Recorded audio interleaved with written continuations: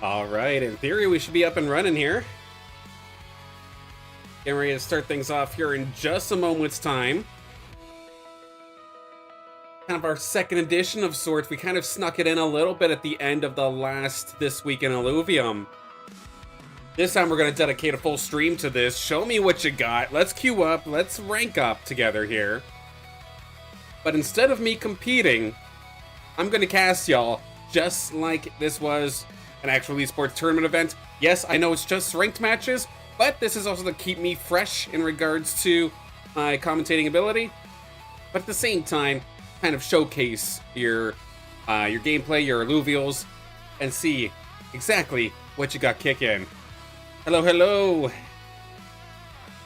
Trying how to pronounce? I'll call you Faz for now. But Faz, hello, good to see ya. Of course, this is a bit of a different time slot than what I normally do stream. Normally, I am at 10 in the morning my time, 10 in the morning Eastern.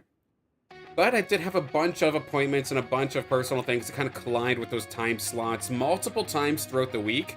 So it's, for this week at least, so screw it. Let's try this on a new time slot right after I pick the kids up from school, basically. And we can go from there. Oh, yes, Hector. There we go. Good to see you, Hector. So what's going to happen now? The next game that starts, and I'm going to hold myself to this because I kind of screwed over some players last time. I think Bondaddy Ratty tried to hop on in the last game, in the last stream. And they surrendered thinking that they missed me when in all reality I was in their game. So I'm specifically going to see whatever the first game is that comes up once we've gotten started is the one that we will cast first, even if that means we're kind of just chilling for a few minutes. So, keep in mind, right now, queue on up, because the next game that starts will be the one that gets casted first. Just double checking to make sure everything's good. I see, of course, Hector on the YouTube side of things chatting to me, so YouTube must be doing fine as of this moment. Yep, that looks like we're good here. Hello, everybody on the YouTube side of things. Twitch, are we doing okay? Twitch, yes, there we go. Good on the Twitch side of things. Then how about everybody on X? It looks like we are good here as well. And is my dear kitten trying to escape? 1 second, Ash.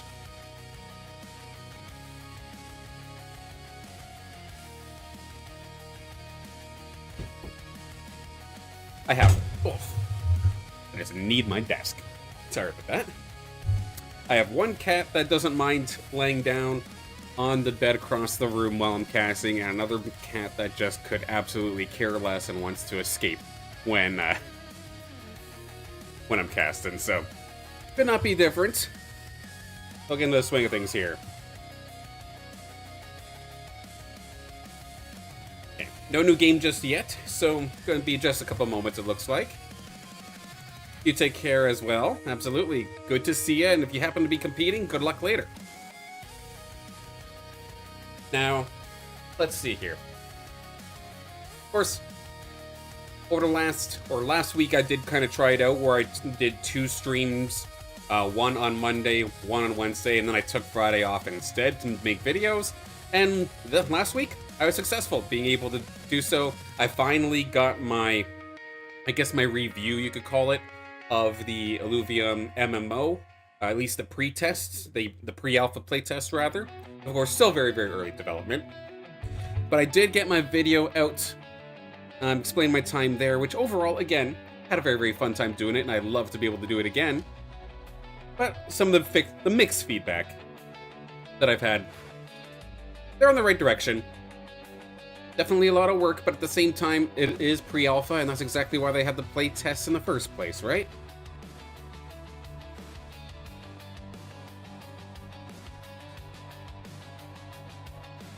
I just killed my programs. 1 second.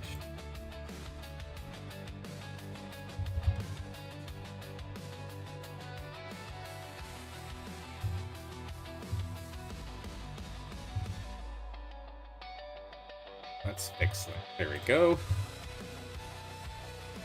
No new game just yet, so we'll hang on for just another couple moments. taking a peek at it about every minute or so. And my goodness, X, why are you popping off? Illuvium, thank you for the repost. Definitely appreciate the retweets.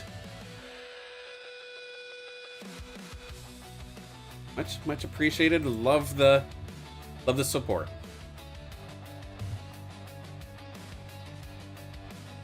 Let's see. Let's see. No new game yet, so again, what we're kind of waiting on here as of this moment, the next game that does end up going live will be the one that I cast first. I'm going to do it this entire block, going to do another 2-hour block here, so it's 3:30 to 5:30 my time, and we'll squeak in as many as we can. I think we can get maybe 3 or 4 in there, as long as the time in between isn't too bad. But looking forward to this nonetheless. Everybody seemed to have liked it on the stream I did, or as a part of the end of This Week in Illuvium last week. That's a handful to say.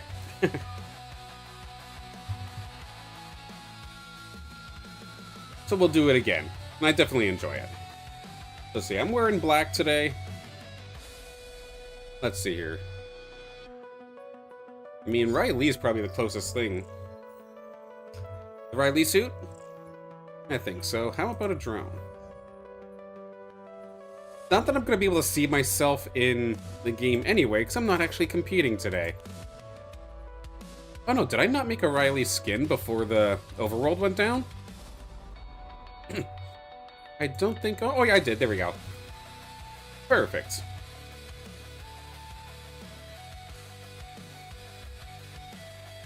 There we go. Like I said in a past stream, I tried to get my drone and my ranger to somewhat match what I'm wearing on stream. Just have a little bit of fun with that.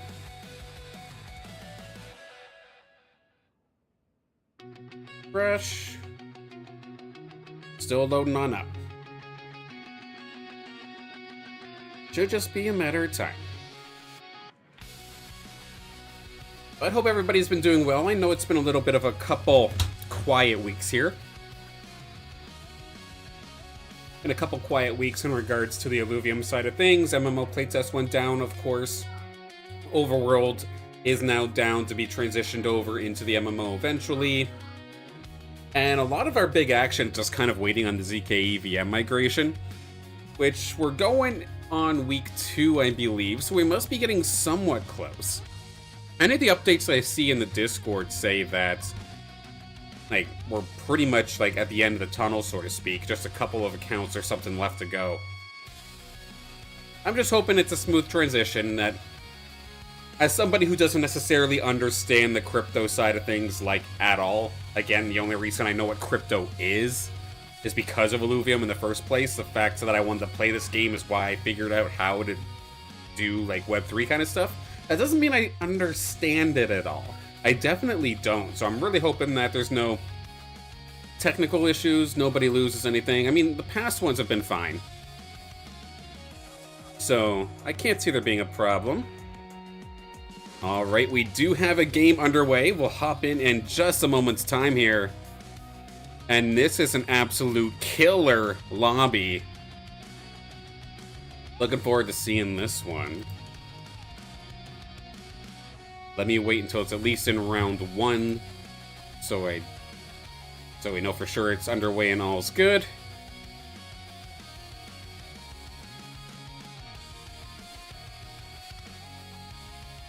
And I was a little bit worried, I'm not gonna lie, with the different time zone, or not the different time zone, but the different time slot. Would it have been more of a problem because everybody's expecting me to be much earlier in the day? Are the people that normally try to hop on stream and get into the games not going to be available? Well, taking a look at lobby number 1, I see a lot of regulars, so I'm very, very happy to see that. That worked out. Okay, let's try this.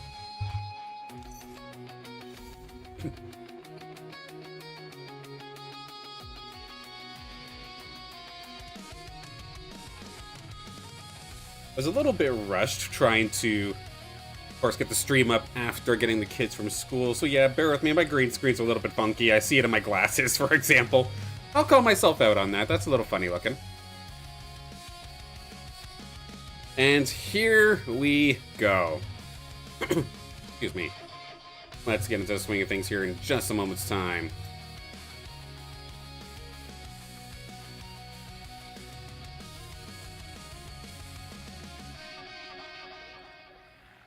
Okay. Music. Let's take you down here. And no, don't worry, you're not going to have to try and watch this through my face, I promise you that. I should probably not have double going, that would be a good idea. What did I need to do here? Let's go back, switch that over, there we go, now we're talking. We're back in business with another Illuvium cast here of your Rank Days. This is going to be Rank Up Live. Potentially something that we do a little bit more often. Because it seems like people have been enjoying it, and I've been enjoying it as well. So let's take a look and see what we got.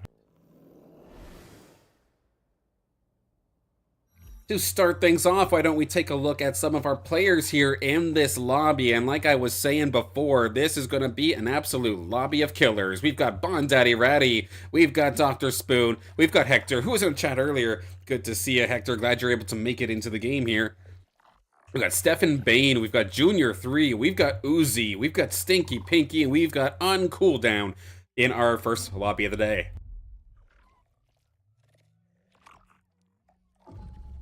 Should have took my medicine prior to going live. I'll take it in just a couple of moments here once we introduce the region that we are going to be doing here today as Bondaddy Ratty and Uzi start things off here. But Crimson Waste is going to be the region for game number 1.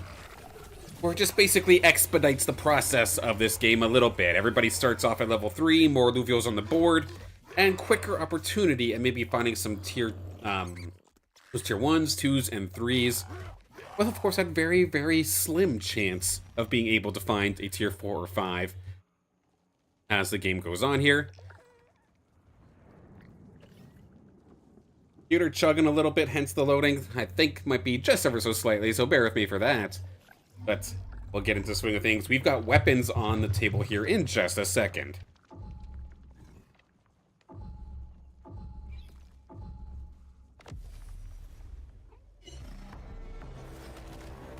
There we go, that is better. So as Stefan and Bondaddy Ratty take to the battlefield for this one, let's run down our weapon choices here for our first matchup. We've got Bondaddy Ratty going to be picking up that Lava Gauntlet. That is the Fire Scion weapon, of course. Dr. Spoon, I've been seeing as of late favoring Scions as well, or at least the Scion weapons. It doesn't necessarily for sure translate into a Scion-based team, but they've been liking it a lot as of late. So good to see Dr. Spoon trying something there with the Scions, alongside Stephen Bane, who's also going to be going for some sort of Scion play here, but has the Earthgrass Scepter instead, so that is the Earth variant in this one. A lot of people lately in the Discord especially have been complaining about mud. We've been seeing it a lot more often as of late, and it looks like, at least based off of the initial pickup here with this Water Fighter Gauntlet, the Sylphid Blade, that is going to be Hector trying to go for some mud potentially. Could very well rotate somewhere else. However, seeing the Monk here on the field has me thinking there could be some potential mud, as we do see a relatively close battle there for a second there between Stinky Pinky and Bondaddy Ratty. A lot of low health bars here on the red side, but it is going to be Stinky Pinky taking that one.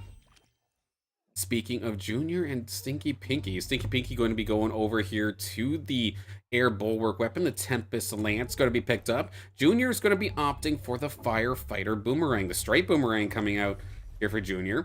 And if anything, I think it's a lot of people in the Discord kind of mad at Junior for just playing a absolute ton of mud as of late. And last but not least, of course, we do have Uncooldown as well as Uzi, where Uncooldown has the shield, but this is a Scion weapon, oddly enough. Of course, the Sprout Guard, the Earth Scion weapon, alongside Uzi, who's got one of my favorites personally, the Ripple Flail, coming out here, the Water Bulwark weapon. Economy-wise and gameplay-wise, as of this moment, this is going to be an interesting one here for me, at least personally. Dr. Spoon leading the lobby, but also maxed out on credits as well, so not having to give up any economy in the slightest to be able to lead this lobby off the start here. So far, so good for Dr. Spoon. Going up against Bondaddy Ratty, oddly enough, this is easily, I believe, two of our top 5 players of the entire game going at it right here, right now. Bondaddy Ratty going to be in the green, but both teams so far with a couple fighters and the bulwarks. But the Lynx is coming out here from Bondaddy Ratty are seem to be having much more effect. Unfortunately here for Dr. Spoon, their Lynx just kind of took a stroll up on the left-hand side. And it looked like, as of right now, unless that Rye could do some absolute work, it is going to end up going over to Bondaddy Ratty. One cast coming out here from the Ranger does some pretty decent damage, but with the Rye directly in your face and the Lynx tanking for it, that is going to be the first shot here from Dr. Spoon going down. That's going to give the lead of the lobby over to Stefan Bane. So let's take a look and see what Stefan's up to.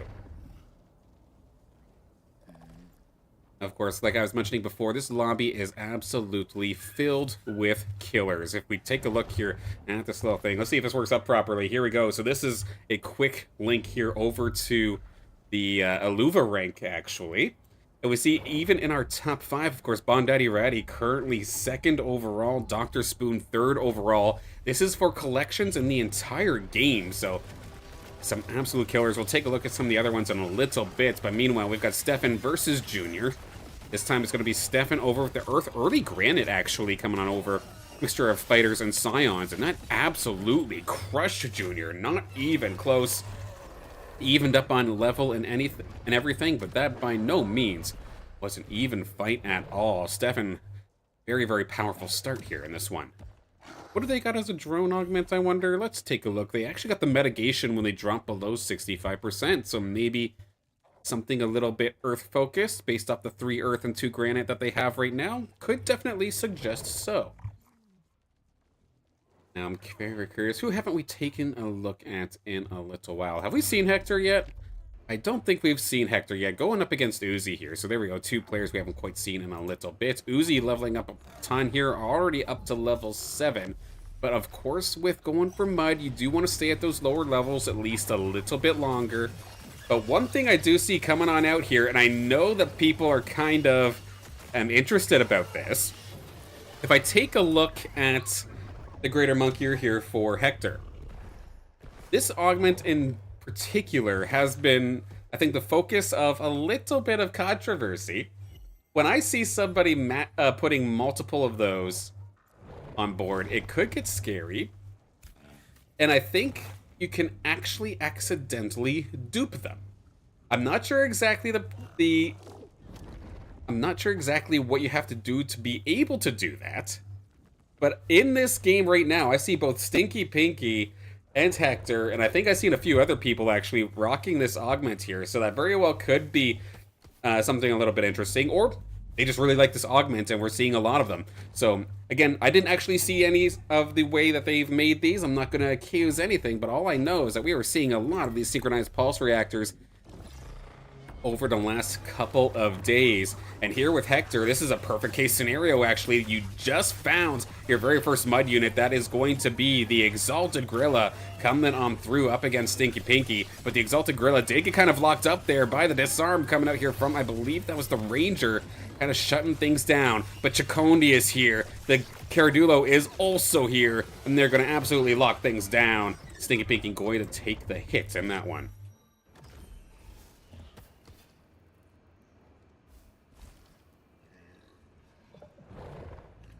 Alright, PvE round to kind of see what exactly is going on through.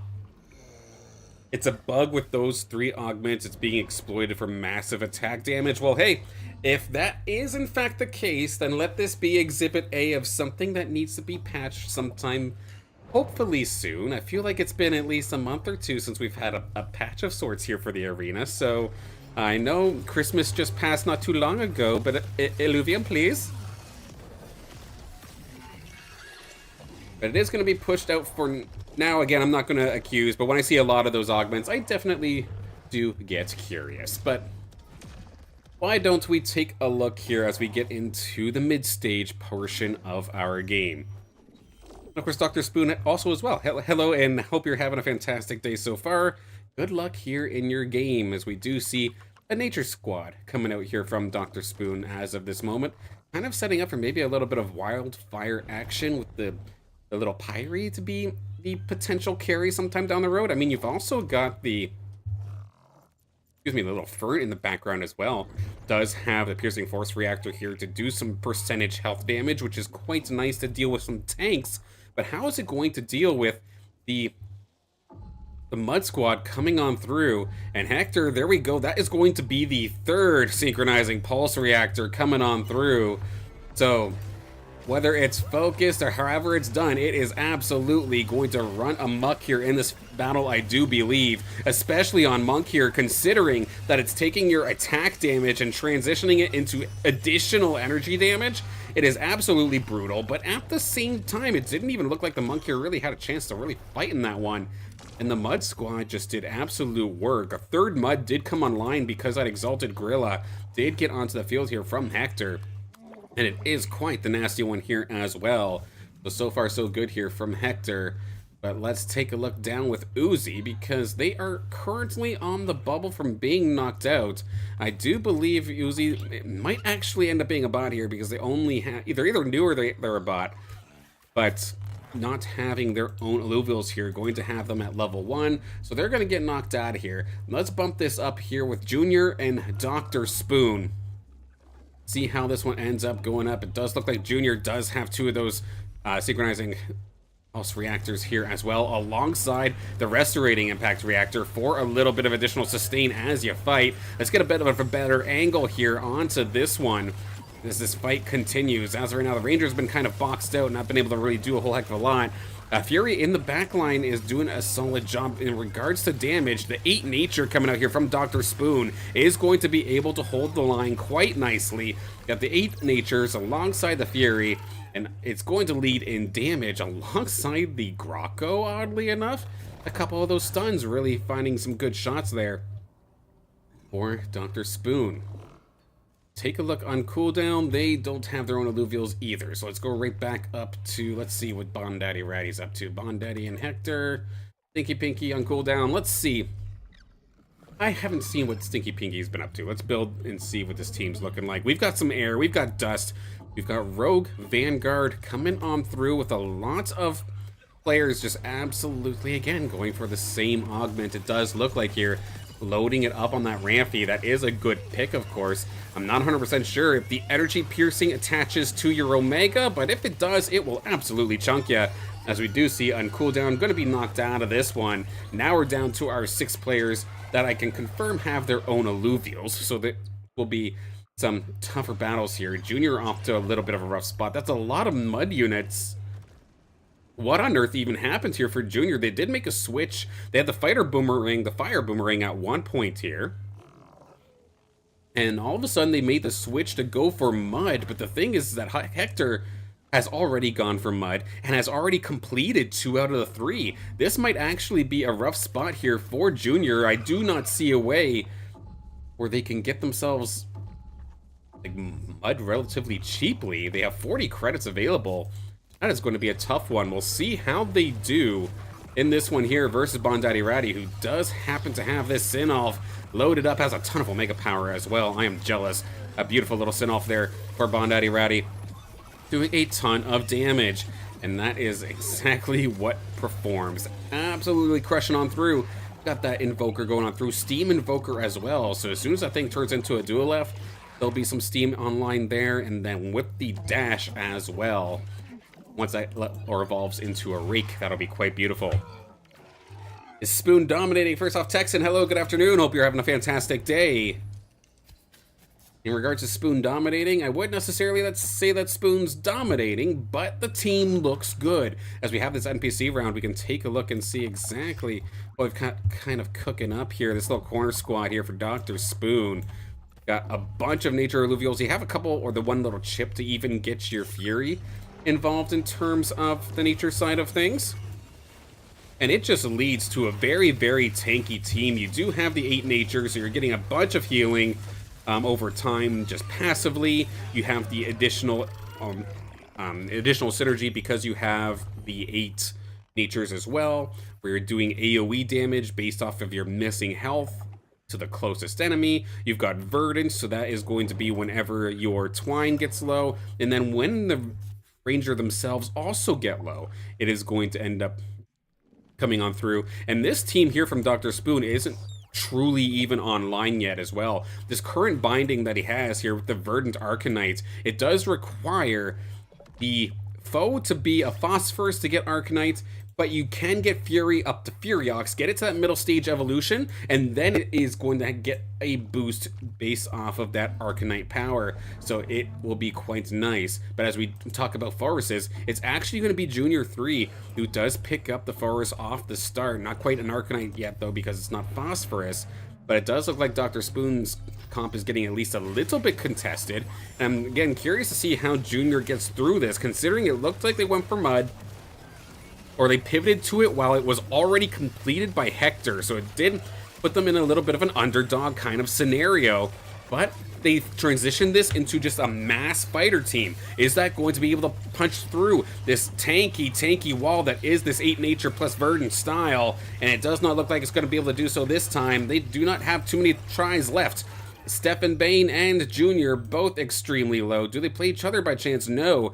It's going to be Stefan up against Bondaddy Ratty and Junior up against Stinky Pinky. So these are both two extremely tough battles. Let's take a look at our economy going into this one. Junior and Stefan both blowing everything they have essentially in the bank to try and make this happen. A last minute Fernite pickup coming up here for Junior. But I don't see a world where they are going to be able to take this. I'm kind of curious. Let's hop on over to Stefan because I don't think I've seen them as much here into this one, and I want to make sure give them their flowers here at least once. A little bit of a bunker kind of composition coming out here from Stefan. They do have some granite, they've got fire, they've got firepower. I mean, the Furiox is pretty nice. Take a look at it in terms of stats. Oh no, it's actually not even owned, unfortunately. So this thing is going to get owned. Just completely blasted down by the Sinolf. And that just allows for this Rake here coming out here from Bondaddy Ratty to clean up shop quite nicely. And unfortunately here for Stefan Bane, we will see them out of here in 6th place. How about we hop on over to Junior? Can we catch the end of that battle? It does look like we are going to see them out here as well. It's actually going to be Junior in 6th. Stefan, by 1 point, is going to be able to get up to 5th. All the way down to our top 4 now. Top half all here. Let's take a look and see what we've got in store. Again, this absolutely massive monk here coming out here from Hector is going to be tough to deal with. You got a bunch of mud units. The only thing that's not mud in this instance is the Apon. Was not able to get it, but 3 is still pretty good, but you're missing out on that big 4th boost. So that's going to be a little bit unfortunate there. They're very, very close to actually getting it, however. But let's see. Stinky Pinky, the Rogue Squad, boosting up on this Malura, it looks like, again, with the 3 synchronizers. So this thing could, in theory, do a ton of damage, even though it's technically a tank. And what a charm, actually, coming out there from the Malura to drag 2 of those Alluvials into the ramp fight Omega, and that just did an absolute ton of damage. Hector does actually seem like they will be going down in this one. Stinky Pinky. The Vanguard's coming on through. 3 Vanguards now that Malura is here. It is getting the job done quite nicely. A beautiful Malura at that. Comboing up with this ramp fight that has a ton of Omega power on top of that as well. Yeah, that's a nuke and a half.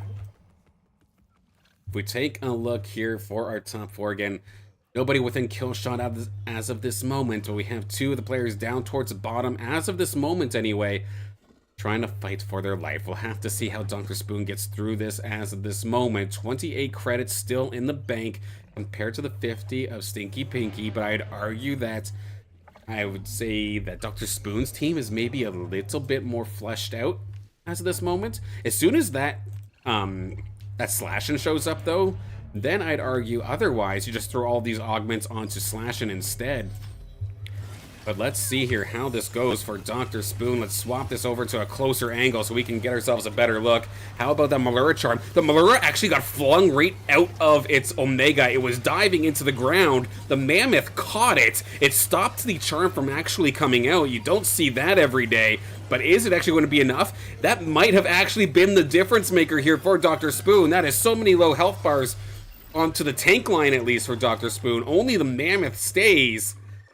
And the fact that the Mammoth was able to catch the Malura as it was diving into the ground and throw it aside actually saved Dr. Spoon that round. An incredible performance coming out here from this Mammoth, from this Matu. Great work there. NPC round. Let's see what we've got going on. So, of course, Dr. Spoon, in theory, if you wanted the full Arcanite Verdant kind of style, you do want that Falrus to eventually become Phosphorus. However, you are being contested. Hector does have some Phosphorus as well. And Stinky Pinky even has a Falrus here, right here on the bench. So trying to scoop up that fully evolved Phosphorus is going to be very, very tough. Got Hector versus Stinky Pinky. Let's see how this one goes. Actually, we saw this fight not too long ago. Let's hop on over to Dr.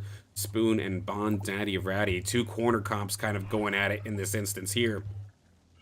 Bondaddy Ratty, by picking up this Geyser, does have full Mystic, or not full Mystic, but 3 Mystic online, as well as 7 Empaths. So this is going to be quite nice here. Additional attack speed and damage for those Empaths every single time the shield is on top of them. Even the Blazonite getting involved. I feel like the Blazonite's in a perfect spot here to really chunk down that back line, because a big miss here, unfortunately, here for Dr. Spoon. I don't know if they just weren't able to find it or what, but that's still just a little Archie over there in the corner to try and be the healer. It's immediately going to get popped, so trying to get some mass sustain for the corner composition is going to be very, very tough, unless they can just burst damage down the front line faster than the healing can really get into effect. As of right now, the healing coming out here from that 8 nature just might have been enough. It's just a matter of dealing with this Blazonite now, and they're going to be able to successfully do so. Dr. Spoon going to take that one, moving themselves into second currently in this lobby, but a very, very close battle so far. Riplant's now online here for Hector as they're going to go up against Dr. Spoon. Matu here as well. There's a second one right on the bench, so looking to try and maybe get that Harbinger. And I tell you what, they may not necessarily have the healing coming out here from the Archos or an Archelian. It's just a little guy. It's just this Archie, which, to be fair, both of these are perfect alluvials. God dang, Dr. Spoon, my goodness. What they're lacking in terms of alluvial healing, they've got passively through their synergies and with the crazy tankiness that we're seeing from all of their front line here for Dr. Spoon. I'm curious what's going to happen here for Hector. Can they actually breach this? I mean, they've got those 2 rogues ready to dive on through. Can they potentially get into the back line? Let's hop on over. There we go. Better look in this angle, at least for me personally. Archie with a little bit of a heal. I mean, not too bad. It's keeping everybody topped off as of right now. That's going to be the Verdant coming out here from the Ranger to actually keep this entire corner relatively topped off. They did not fall below half at all. Dominating victory here for Dr. Spoon. And Hector will fall. Going to be knocked out in 4th. And Stinky Pinky as well. Going to get knocked into 3rd, or knocked within kill shot, rather. I do want to take a look at this fight here, because this could potentially bring us to our top 2. Take a look at economy-wise. Everybody is basically broke. Jotun is here for Stinky Pinky. Very, very strong one at that. Level 60. Basically has all the offensive stats, just missing a little bit on Omega Power and attack damage alongside some health. And look at that. We've got all of a sudden a bunch of these from the Malura going to go over into the Jotun. Even with the Slashin', oddly enough, the Slashin's built to be the tank in this instance. A very, very odd situation we don't see ourselves in very, very often. Let's see if that Jotun can somehow plow through this Blotto. But of course, those blinds are so irritating. But look at that ramp fight. Big, big damage across the entire board. How about another one? It's going to go down before it gets a second shot, though. So it does keep Dr. Spoon alive for the moment in time. The Jotun is down. The Slashin' is now being focused. Now that the Mammoth shunts away any of the tank line, all that's left is just that little Quinks, and it's not going to be long for this world. Dr. Spoon going to take Stinky Pinky out of here in 3rd place. And this leaves us with our final 2. We have ascended to our top 2 for some heads-up alluvium. GG, Hector. But here we go, basically as even as it gets. 32-31, and both players are completely broke here. In terms of what has ended up happening here, Bondaddy Ratty looks like they're going for the Adorito to switch and evolve into that Adorius. Just 2 Adors away from potentially having that happen. Meanwhile, on the side of Dr. Spoon, it's a little bit of a mixture between tank, DPS at the same time. Falrus is getting close, you need 2 more of those. Furies, you need 2 of those. 1 more Cling, and you would have a Gnarl. It is a very, very close battle here. So many of, or both of our players right on the verge of getting exactly what they want to truly flesh out our compositions. However, awkwardly enough here for Bondaddy Ratty, the Blazonite, it didn't start fighting until just this moment, so it has not been able to charge up its Omega, like, at all here in this fight. It's all been on the Sinnoh to really be doing the damage alongside that Umber. And to be honest, Umber is doing a pretty good job. It just took out the DPS. And so far, Dr. Spoon is looking mortal here. It's just a matter of dealing with the Blotto. But a 4-on-1 is going to mean that Bondaddy Ratty takes this one as we go into an NPC round. One more loss there for Dr. Spoon, and they will be knocked out of here. And as we see, another big pickup here. Adorius online here for Bondaddy Ratty. That was their main target, but does Dr. Spoon manage to hit any other targets? As you can kind of see here down at the bottom, we've got all 3 slots just essentially full. One more Fury and you'd have a Scoriox. One more Kling and you'd have a Gnarl. One more Foe and you'd have a Forest. There are so many opportunities for a potential final evolution, and there is one of them. Furiox has been completed, which means this is going to be their Danger Noodle leveling up to a Scoriox. There it is. Going to pick that one up right there for a little bit of extra DPS. Can you find any more? Yes, you can. Dr. Spoon does find the Gnarl. It is here as well. Can we then maybe get the Forest? Is there anything left in the tank? There is not. It is a miss, so no additional Arcanite going into this fight. With Dr. Spoon 1 kill shot away from being eliminated. They've got the damage. Heck, they've got the tank now. A beautiful Gnarl coming out here from Dr. Spoon. But look at what they have to deal with across from them. Bondaddy Ratty, of course, in the driver's seat to potentially get the knockout blow here with this beautiful Umber alongside the Blazonite and alongside the Sinnoh, which I am so jealous of these Sinnohs, man. My goodness. But we'll have to see if it's going to be enough. In terms of team composition, I do like what both of these players do have in this instance. I like the 8 Nature a little bit better personally, but I definitely see the effectiveness of this 4 Mystic comp coming out here from Bondaddy Ratty. Is the Scoriox evolution alongside the Gnarl going to be enough here for Dr. Spoon? What a shot's coming out from the Mammoth. That goes directly into the corner. Let's take a look here as it's just an absolute bombardment of shots coming in here from that Scoriox. The Umber is still pretty safe, though. It is finding a couple of eliminations. That Geyser has been taking the Scoriox for what feels like an eternity, but now Umber has been focused for at least a moment's time. Blazonite, it's extremely low as well. Unstoppable Umber, we've seen this before! Umber knows exactly what it needed to do. Dead center of attention, Bondaddy Ratty. Going to be the winner of this one. Incredible battle here for both of these players, and it ends in a fashion we've seen many, many times before. But damn, that was close. That was exciting. That is going to be Bondaddy Ratty taking this one, though.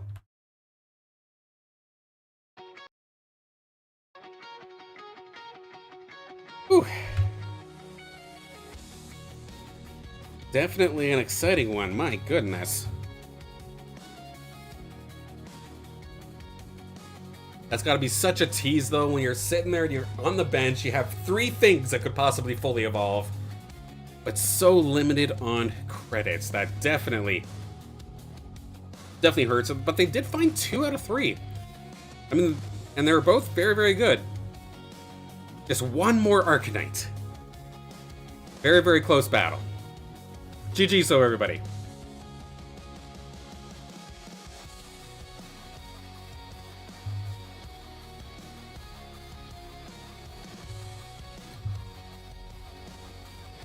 All right.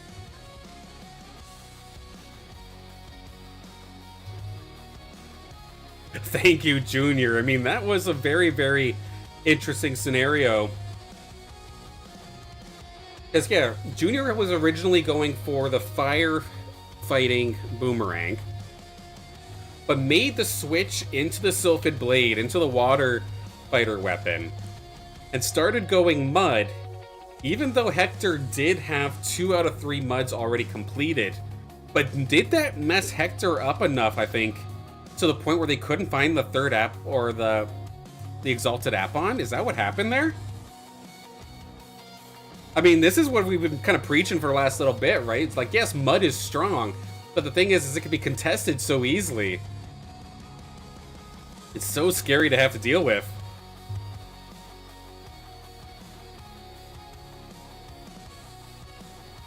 So with this game over,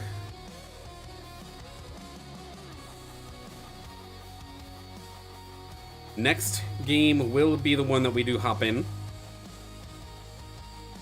Unfortunately, we did just miss one that started about a couple of minutes ago, but I do want to make sure that everybody has the chance to actually queue up and get into the swing of things here.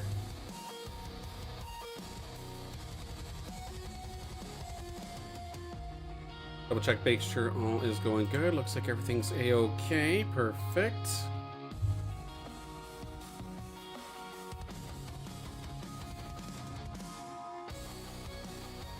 But again, good games in game number one to everybody involved. That was a fun one.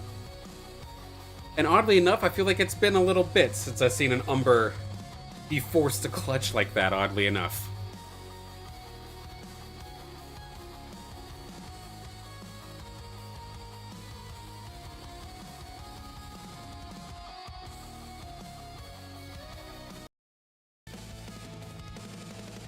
Okay.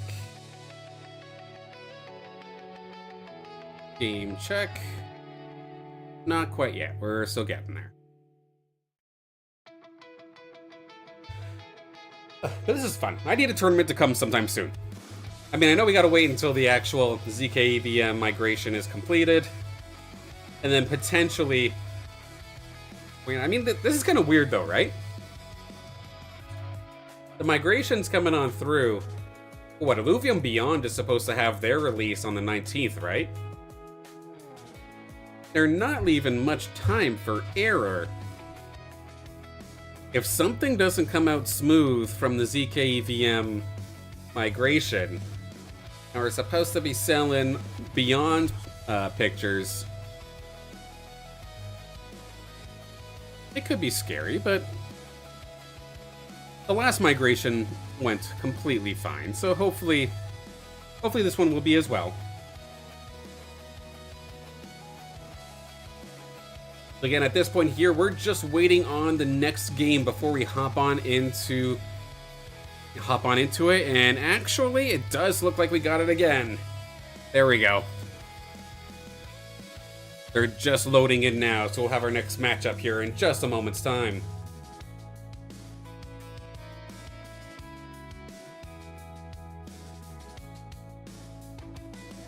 Big thank you to everybody tuning in so far, regardless of which platform you happen to be on. Much love to you, and I have the chat windows open for every single platform. While I'm casting, if you wish to chat, fire a comment, fire a question, or whatever, just chit-chat, by all means. I'm still doing my best to talk to chat at the same time while doing these casts. I don't just turn off chat or something along those lines while I'm commentating. No, I like to get everybody involved, but again, not mandatory. Like I always say, I'm just happy that you're here to begin with. We're gonna have some fun here today as we get into our next one.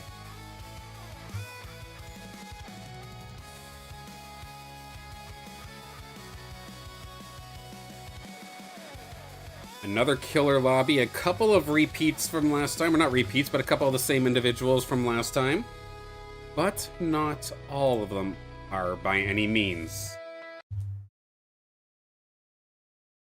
Let's load on in here in just a moment's time. Here we go.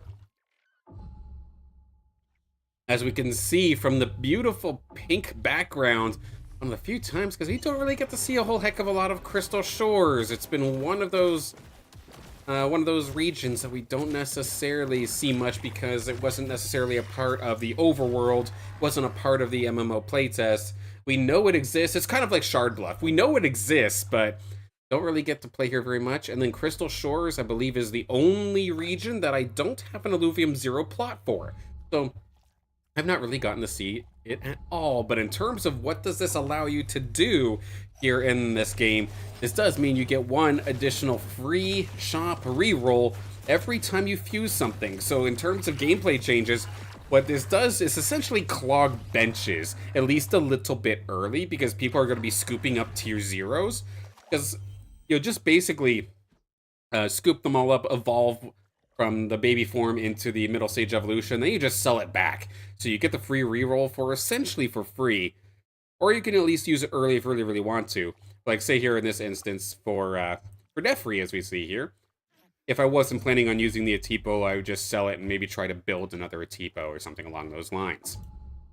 But as Nefri and Dimitri get ready for their battle, let's take a look and see who we have here in this lobby. We don't have weapons just yet, so we'll just count them down here. So this, for the first time I've seen in a little while, but it does not look like they have their own alluvials. We're going to have Nefri.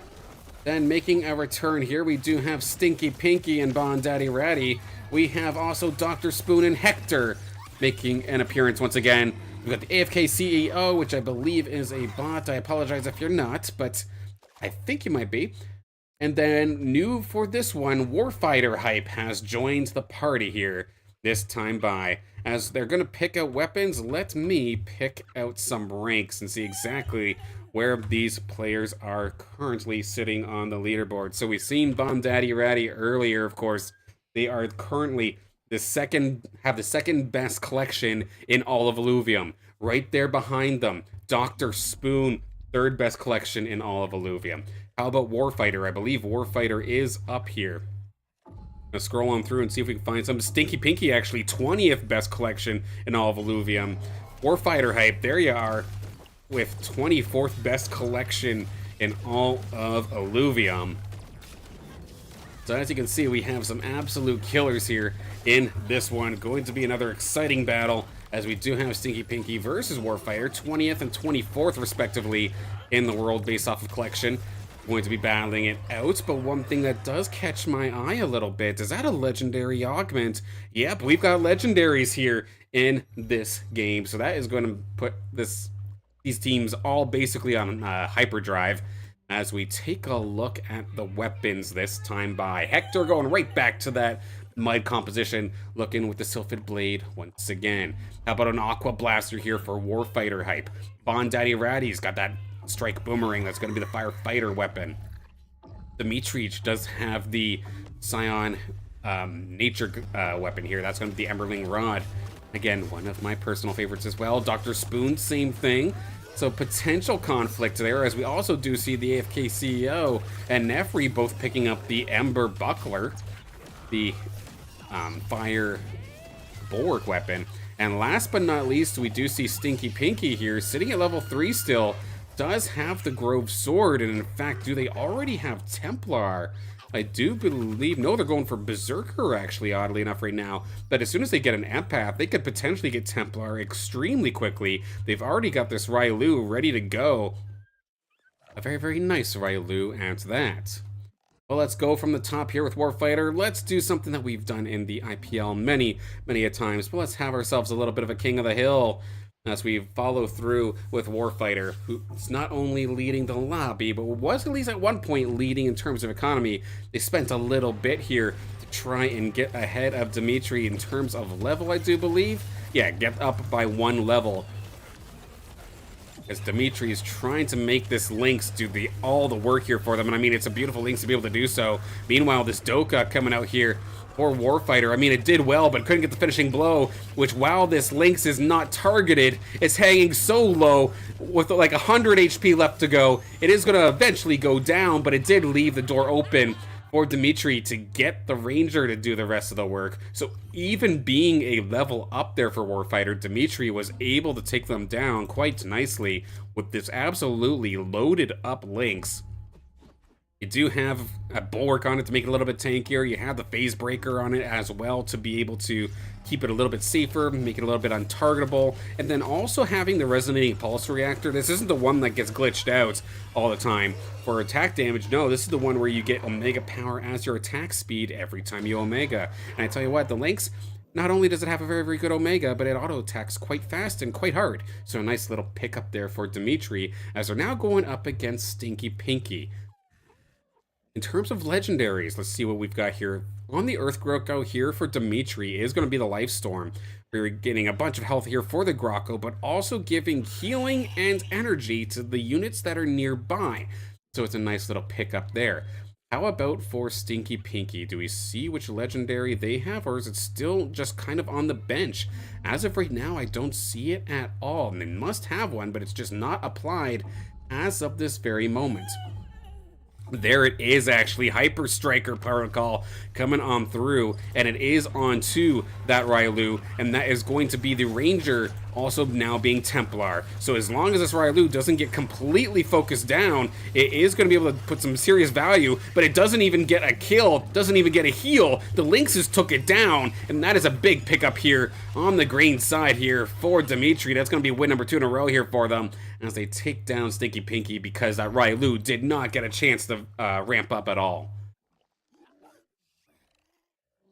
Going up against the AFK CEO now here in just a moment's time, as we are now starting to see some of these players maxed out on economy. They've got all the interest they could possibly need. Where do they go from here? We do see a Relentless Lynx coming out. How about that? Lynx check. Let's see what we've got going on this time. It's actually a Water Fighter Lynx, so it's going to be the Relentless Hydro Lynx coming out if somebody can get the fully evolved version. Personally, one of my favorites, and all of y'all know that I am absolutely stupidly obsessed with the Lynxes. I just think they're absolutely incredible. One of my favorite alluvials. As we can see, it just doing absolute work here up against the AFK CEO, being able to cleave through quite nicely. Damage, tankiness, Lynx has it all, as it's going to be able to lead the charge in terms of damage as well, with over 5,000 in that short little encounter. But with Dimitri going down, or not going down, with Dimitri getting the 3 wins in a row, let's take a look and start from the bottom. Let's see what we've got. We've got Warfighter up against Stinky Pinky now. Stinky Pinky going to be in the green, Warfighter in the red.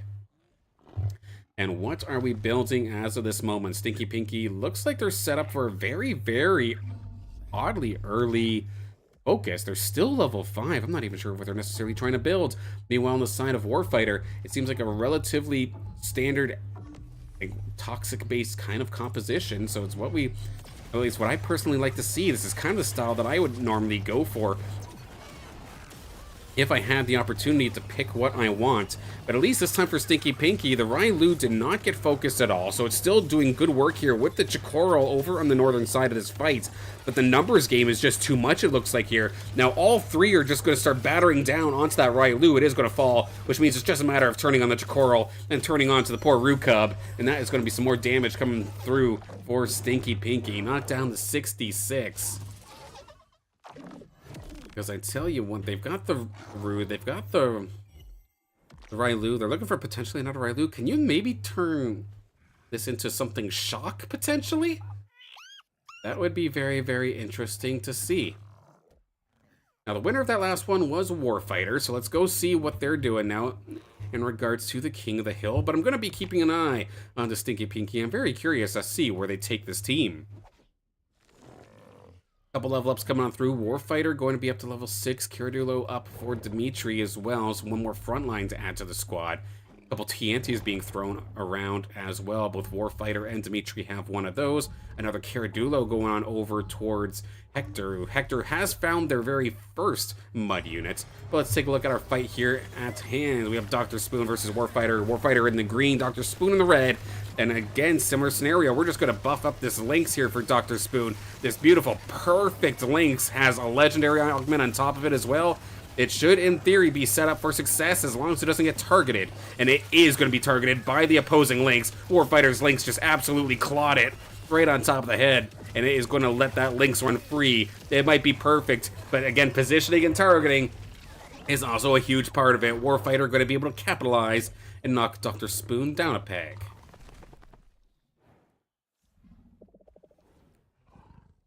Keep riding along here with Warfighter for the time being until players, or until they get either 3, they end up losing a round, or we see players start getting to the point where they very well could get eliminated. So let's see how this one ends up going here. There's a lot of Relentless Lynxes. That's going to make it tough. If anybody wants to try and get that fully evolved Lynx, seeing that there's 3 on board like this, it's going to be a little bit tough. Not impossible. Of course, there's enough Lynxes in the pool that you can get, I believe, 2 fully evolved Lynxes, but you're staying at an early level for a very, very long time to truly do that, so it's definitely a scary way to play. Stinky Pinky right around for possibly a Chicondi. Is that going to end up happening? Yes, it is actually. Chicondi online, so a nice little pickup there. Couple levels coming on through. Dimitri sitting at triple-digit income currently. Finally going to spend some on levels, get up to level 7, and add that Caradulo and the Axon there as well. That water toxic invoker potentially coming on through there from Dimitri. Got a Rake online here from Bondaddy Ratty as well. This is going to get turned into some sort of Steam Arcanite kind of style. It does look like, at least as of right now, as we're going to see it live, exactly how this one is going to go up against Warfighter and Bondaddy Ratty. That is going to be, let's see what the Ranger ends up staying with. So that is going to be a Steam Arcanite. It's just strictly here going to be buffing that Rake that we see right here on the right-hand side. This beautiful Rake fully leveled up as well. Level 60, going to be an absolute beast, and it's in the back line because this isn't a corner-based kind of composition. It was more center-based, which is going to allow for this Rake to have its way with the back line. But a lot of the pain right now is coming from the front, from the Brawlers here on the other side for Bondaddy Ratty and Warfighter. That is going to be the links end up going down as well.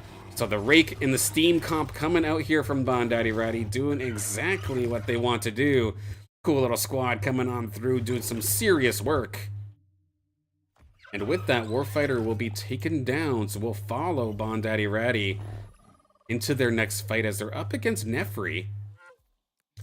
And Nefri does actually have some of their own alluvials. It was just some of the tier 0s that they were missing a little bit earlier. So I thought that they were new, but nope, they've got some stuff. It was just a little bit of a miss on me because I happened to click the one tier 0 that happened to have been level 1.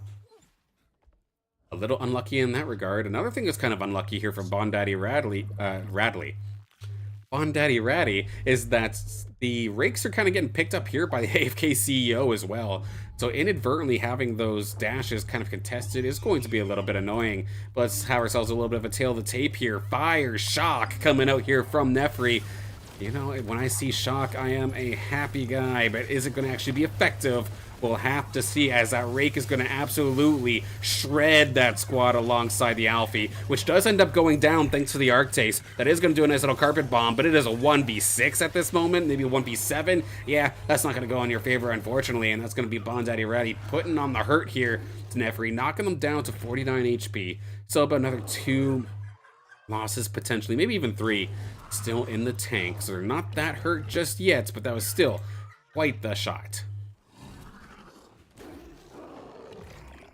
Overall, Dimitri has not been beaten as of yet. Still going up against Dr. Spoon. Can I hop on over and maybe see that one in action, or are we done? Nope, this one's still going, and Dimitri looks like they are going to be able to pick this one up just ever so slightly. Looking at this TNT as well, got the double stacked, what is this here? The amplifying Omega reactors. Double stack of those ones to get so much Omega power onto a TNT that already has max Omega power up based off of its stats. That thing is going to hit like a truck. However, we were following Bondaddy Ratty based off of our King of the Hill. Let's take a look and see what we've got here. We've got Bondaddy Ratty up against Hector this time, who does have 2 mud, but has been kind of shut down in regards to anything else, but they do have the Rip Lance. So they've at least got Berserker online, 3 Berserker at that, so it is going to be pretty valuable as long as they can keep that Rip Lance safe.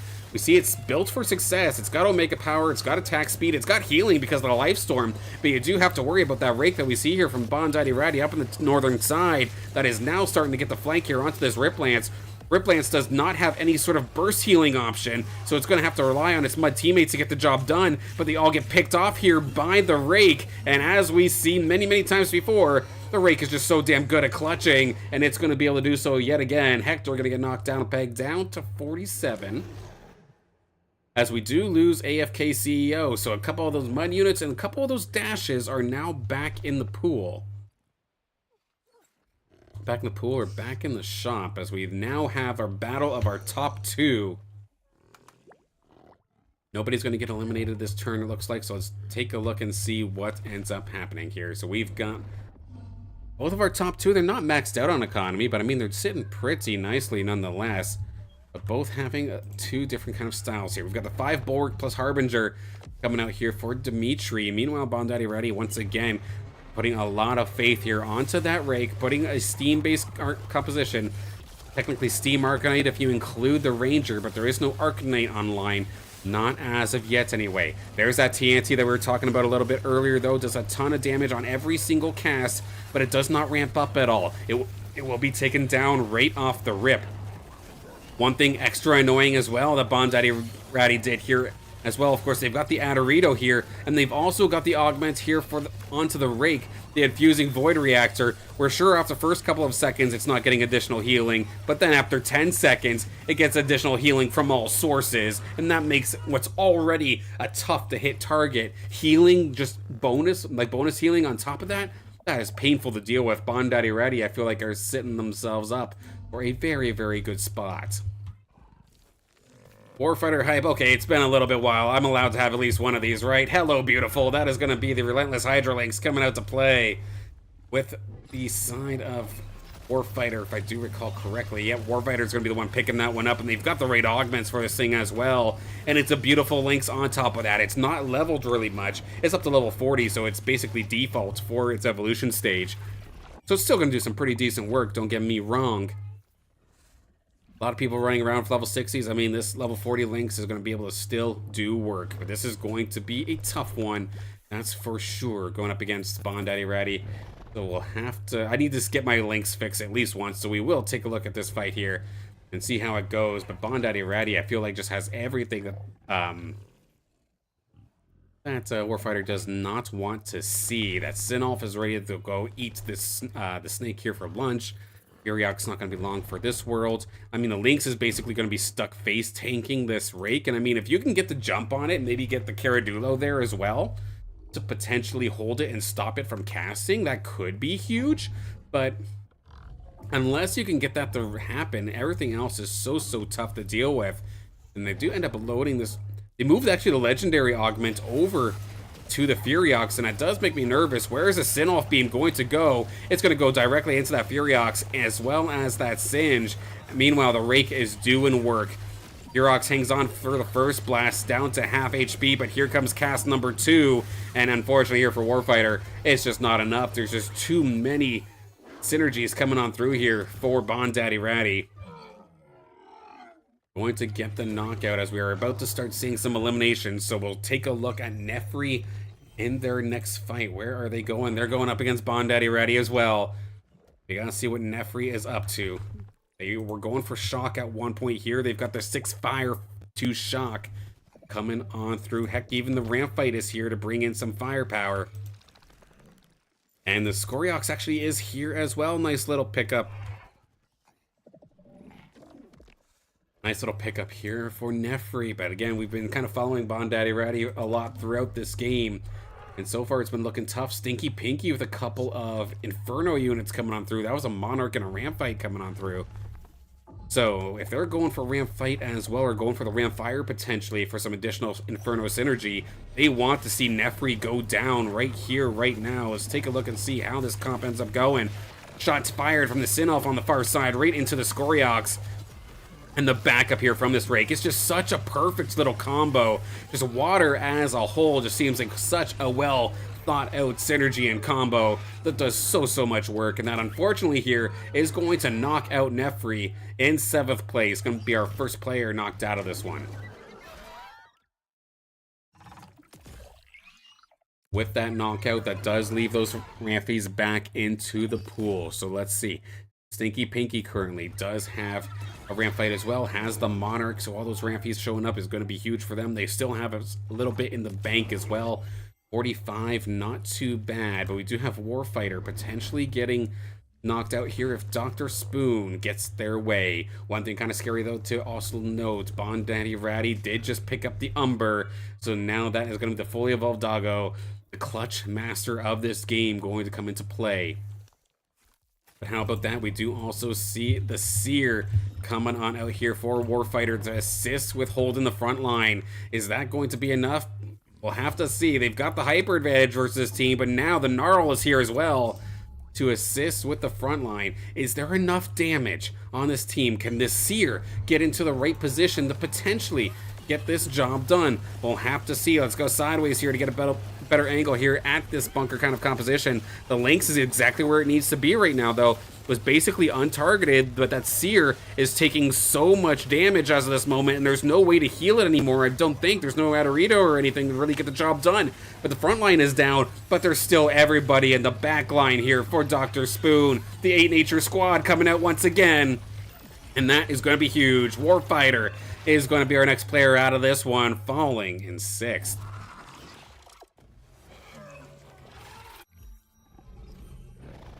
Stinky Pinky could potentially be the next one on deck if things don't go their way, and it's up against Dr. Spoon once again. But can they find the Rampfire? There is the one on the board, there's a Rampfire and 1 Rampy on the bench. Do they happen to have enough credits to be able to get any more? They don't have much. They're 1 Rampy away. Can the Rampfire get picked up? They're all down. They're gonna have to start selling things if they want to keep rolling. They do not hit, so they are stuck. They need to somehow win with what they have.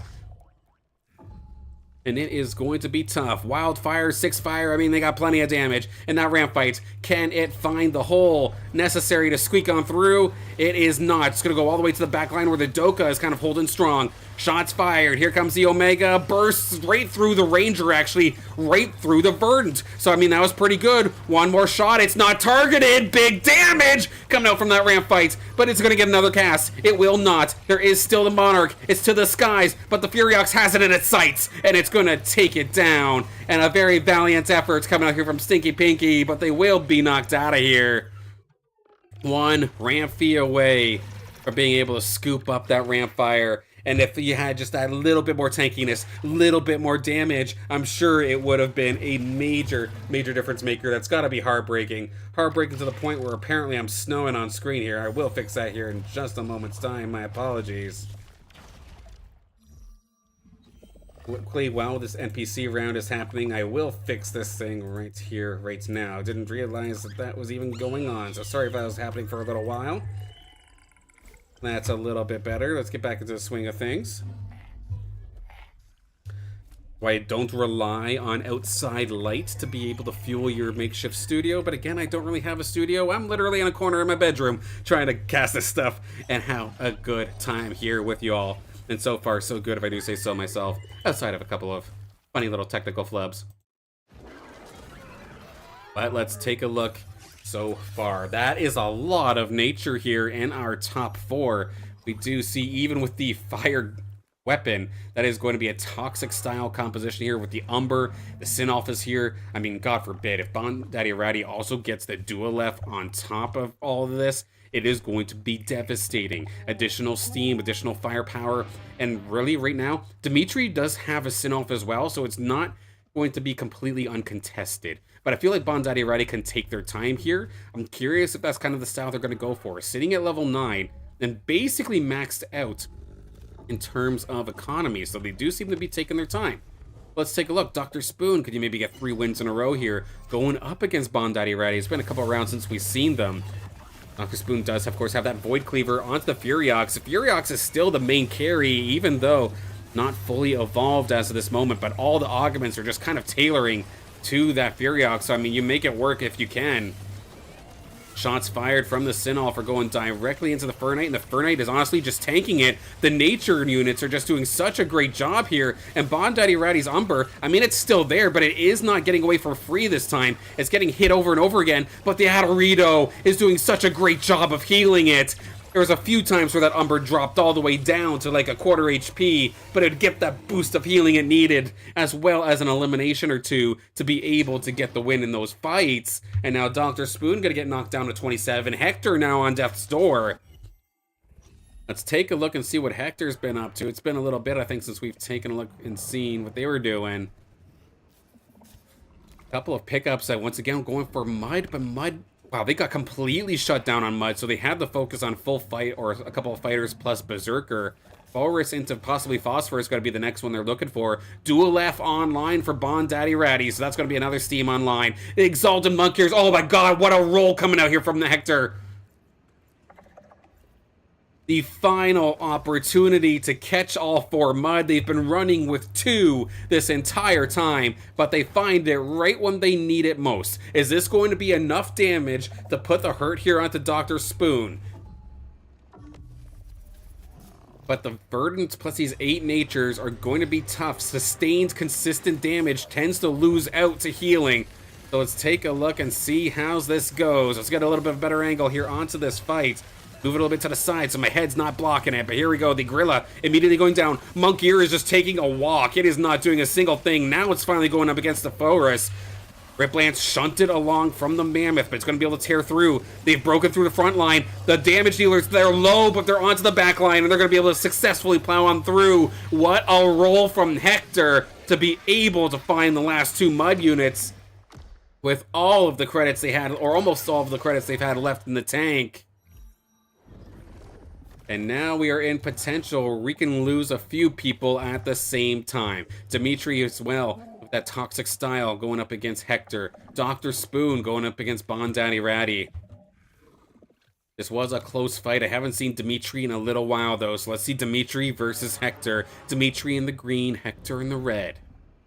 And how the heck do you land that roll from level 9? An absolute incredible roll of fortune here from Hector. But let's see how this goes. This is not, I keep calling this team a toxic team, but it's not. It's just nature water and it's verdant. So let's see how this goes. 3 Harbinger coming out here from Dimitri. Meanwhile, it's the Mud Squad coming out here from Hector. The Mammoth is being focused, but it's not really taking much damage, and it's doing a good job shunting away a couple of these DPS Alluvials, really giving them a hard time. The Flood's going to be the first casualty, it looks like, but now the tank line is starting to fall a little bit. The Sinolf in the back line does get taken down by the Gorilla, so it is just going to snowball from here. Dimitri going to take a major hit. That will knock them down. Dr. Spoon is also out of here. We have ascended to our final 2 for some heads-up alluvium.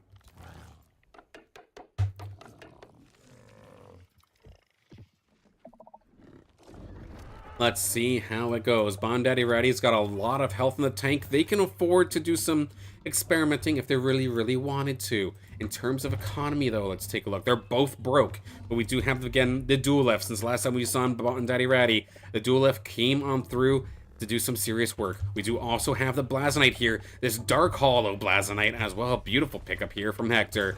Let's see which team's going to be able to take this one. We've seen this Umber do absolute work, but let's see now Duelef. His first cast is going right through the Rip Lance. That's some pretty decent damage halfway down, even through the Life Storm.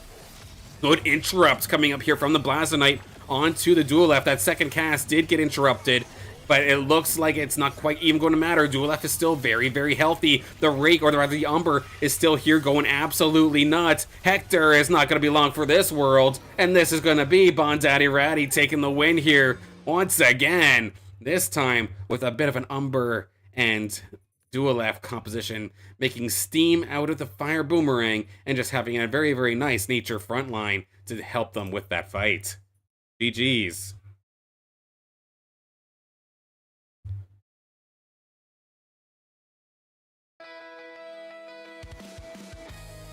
Ooh, GG's, everybody. But now that we're kind of rolling, we're making good pace here at this one. I think we got a couple more in the tank.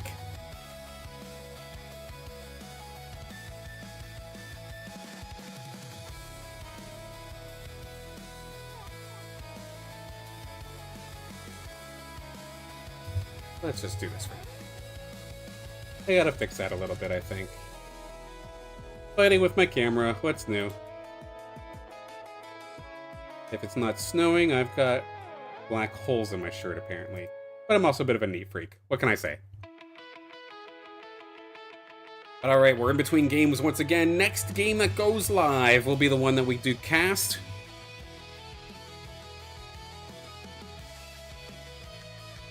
Might be a moment or two, which is actually not a bad thing. Does give me a chance to kind of catch my breath and get some water in me. And hang out with y'all for a few minutes.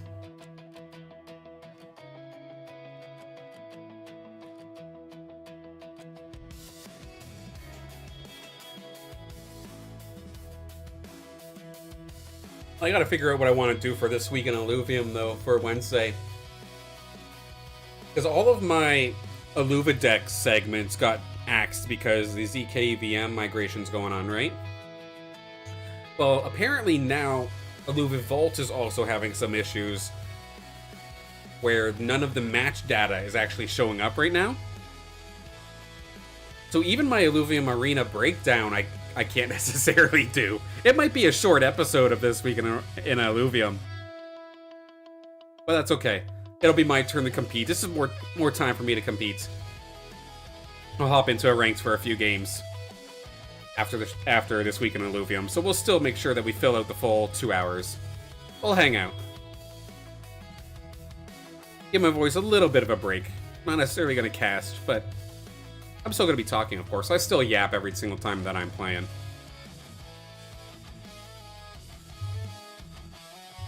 Let's see, anything of notes?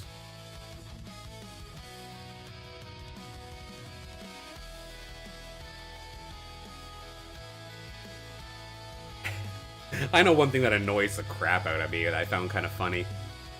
I've been trying to get a little bit more involved on the Discord, right? Because over the last couple of months, I've been saying that I've just been avoiding it because I see all these things that give me, or like, either bug me or pet peeves or one of those things. And every single time, I don't know what it is, every single time I see somebody come into the Illuvium Discord and the first thing that they post is, how do I earn?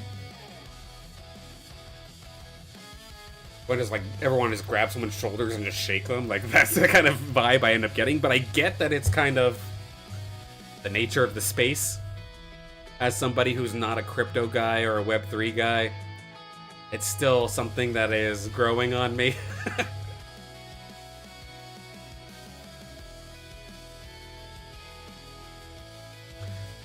Yeah, because how do you earn? Well, right now, you don't. Not right now, anyway. It's not something I focus on anyway, so I wouldn't be the guy to ask anyway. But, yeah, we're developing right now. Or there's development going on. I say we're as if I'm a developer. I'm not a staff member at all. But all I can say is that ZK EVM migration cannot finish fast enough. I definitely look forward to that being done, so that we can get on with the next steps. I think it's going to be Illuvium Beyond. I guess that's going to be the first step that kind of comes on through here. The wave that's coming on on February 19th, assuming all goes well. And then from there, once everything's kind of back up and running, then hopefully we can get some tournaments running. Please? Please? I know there's plenty of players out there itching to compete for something other than ranked. But I guess that's another thing too. Technically, rewards are supposed to come back sometime within the month, I think, based off of the town hall. That they wanted them to come back, but it's just kind of being worked on.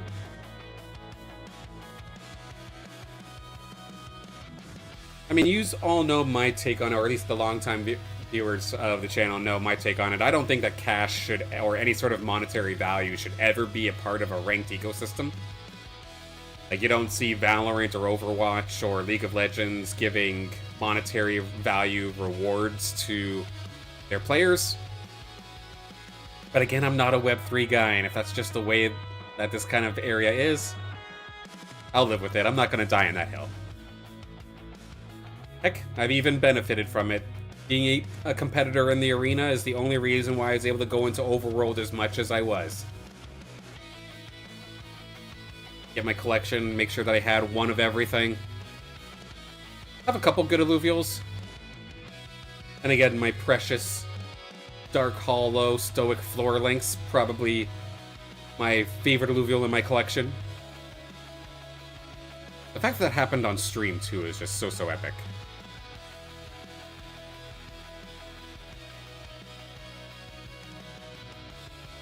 Like I like to think, we're still early, right? Oh, okay, oh no, hang on a second, that's a casual. I almost hopped into a casual game, whoopsie.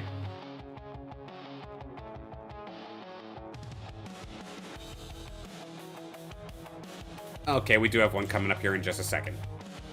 Just gonna give it a second to get to the next round, and then we'll load on in. We're gonna get real familiar with a couple of players and their collections. I'm curious if we'll see the same players do the same compositions or try something else. Not that they have to try something else. At the end of the day, like, being known for using a composition is also kind of cool as well. It can make you a little predictable, but if you're willing to play around that, by all means, go for it. Like, I know personally for the longest time, I was very, very predictable to the point where you knew that I would be rolling for Lynxes at level 5 every single game. I don't necessarily do that now, but it's something that I did used to do. Or that I'd be going for Scion every single game.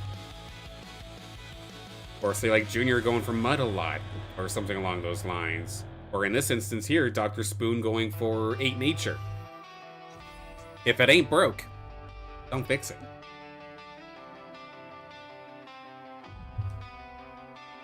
Alright, let's hop into this one.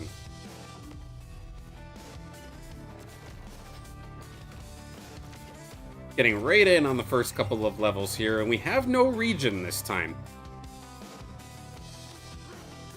On the lobby screen, it did say Brightland Steppes, but I think it might have been one that was a little bit bugged, so we have no region this time.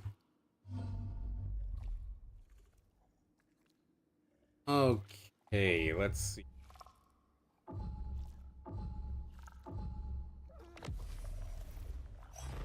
As well. Good, good, good. Alright, let's take a look and see who we got this time. Of course, one thing with this format is that if one game's ending and then I'm queuing into the next one, I will end up seeing a lot of the people pretty often, but that's, again, not necessarily a bad thing. Rage Fuel, Snap Stable, and Clickburn are all bots. So in terms of this game right here, right now, we do have, for the first time here on stream, we do have Dyadya Sanya. I'll probably be referring to them as Sanya because I cannot say Dyadya very fast on a consistent basis. So I'll be calling them Sanya for the next little bit. We've got Nefri returning once again here, played Fire Shock in the last game. Looking forward to see how they do this time. Hector is back once again as well, been going for Mud the last couple of games. We'll see where it goes next time. Stinky Pinky last time was going for, I believe it was an Inferno-based build. Fell out a little bit early. Let's see if we can find some redemption for them this time by. And last but not least, Dr. Spoon going to make a return once again here on stream.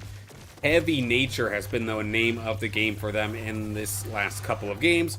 We'll see if we see something similar as we get into our weapon picking phase.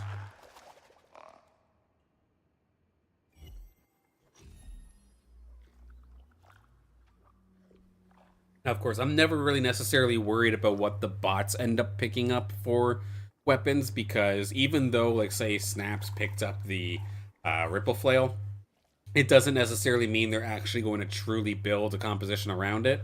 It could be pretty random, so I kind of just bypass those. So with Clickburn picking the Empath Nature weapon, and then Rage Fuel with the Fire Gauntlet, not too worried. But how about our players here? Stinky Pinky picking something a little bit different up this time. We do see the Shadow Maul, the Earth Empath weapon coming on through. Hector has the Elderwood Staff. That's the Nature Empath weapon coming out. That is a weird looking Sylphid Blade, Hector, but that'll be something a little bit different. Have to run it on the fly, or potentially maybe a switch up later. Dr. Spoon does have the Aqua Blaster, so it's not the Emberling Rod, but it is still Scion that very well could still turn into a bunker composition. And then Nefri does have the Emberling Rod. Sanya also having a Scion weapon, but this one going to be the Sprout Garb, the Earth variant. So a handful of Scions and Empaths this time. A very, very odd spot where we don't see a single fighter weapon. Is very, very unusual. But let's start from the top here. King of the Hill style. We've got our top 2 players in this battle. As of right now, in terms of the lobby, we do have Stinky Pinky versus Dr. Spoon. Let's see what they're cooking. So far, again, of course, with there being Empaths and Scions being the name of the game. Let's see how these Tier 1s and Tier 0s end up looking. Dr. Spoon's Valente's got a heck of a lot of firepower attached to it, but let's take a look maybe at this little baby Lesser Monk here. I mean, that's a pretty nice little monk here as well. And a lot of people tend to be so focused on the stage 2s and the stage 3s for their alluvials. You do have to make sure that you have even at least one really good stage 1 alluvial. And right now, And it's going to be Dr. Spoon capitalizing. A couple of these tier zeros looking like they're in very, very good shape. Like, even the Grokko's not too shabby as well. Almost maxed out on health and resistances.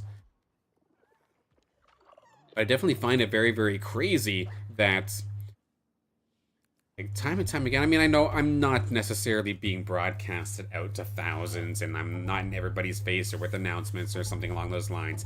But I definitely laugh a little bit because I think for months I've been, or I was saying prior to the migration and prior to the overworlds going down, that, hey, all y'all with the big collections, don't forget your tier zeros. Because as of right now, they're kind of scarce. They're kind of hard to find. And then sure enough, it definitely bit a handful of players in the rear here. Dr. Spoon does not seem to be one of those players bit. Because again, those were some pretty solid tier zeros. But it did happen to a lot of people, even myself included. I did do a bunch of tier zero runs before Overworld finished. I upgraded a bunch of things, but they're definitely not like top tier, top shape. So, tried my best to take advantage of the opportunity, but sometimes it just does not necessarily work out either. Now it's to the point where at least the one person in a Discord was saying, we need packs, we need packs to solve the scarcity. And then I say to myself, wait a minute, isn't this a player-driven economy? If there's not enough tier zeros, that's the player's fault. We gotta live with that now, kind of thing. We'll get around it.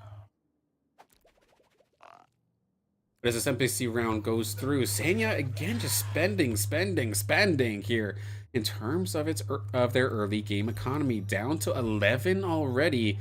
Meanwhile, going up against Dr. Spoon, who's sitting at maximum income. And what does Sanya even have necessarily to show for such an early spend? A greater gorilla? Like, that's unfortunately kind of it right now. So Sanya, while they may have had a pretty decent start here, they could be in for a world of hurt. Because everybody else seems like they're in fantastic position. Like Dr. Spoon, I mean, they're going to probably juice up this Lynx with some augments, or maybe even just give it to the Fleesh, but it's going to be a very, very tough squad here for Sanya to beat. Granted, their squad isn't too bad either. They do have the Railu, and it is a pretty decent one at that. Can it find the angle necessary to get in on this fight? Unfortunately, the Ranger is not really set up to help with anything, so it's just going to be the raw Earth Ranger coming on through. As of right now, relatively even battle here. Dr. Spoon able to hold their ground though, because this Archos is just popping heals over and over again. So they will end up winning 3 in a row. So Dr. Spoon's going to be our first king of the hill. Let's hop on down to Nefri and see what they're cooking up here. Just outside of maximum interest, with 60 credits currently in the books, set up for potential Toxic Arcanite as of this moment. You have the Little Riptor ready to rock, a pretty decent one at that. Just needs some experience, so it's good to see it's in the arena. Help level this little guy up. And now this little Caradulo, nice little Caradulo as well. So this is like a perfect case scenario. Like, I'm thankful that the experience, I know it was announced that it was supposed to be turned off, but at least based off of what I'm seeing in the arena itself, it does seem like experience is still there. So even just playing match after match, like, there's still progression on every single match to allow for these little guys to kind of get in there and get leveled up. Good to see, especially here for Nefri, where they have a bunch of their own alluvials, but even the Archie, for example, very, very low level. They're good alluvials. They just gotta get some experience, as my screen once again decides to start snowing on me. Very quickly gonna fix this up. Bear with me for just a moment's time. My apologies.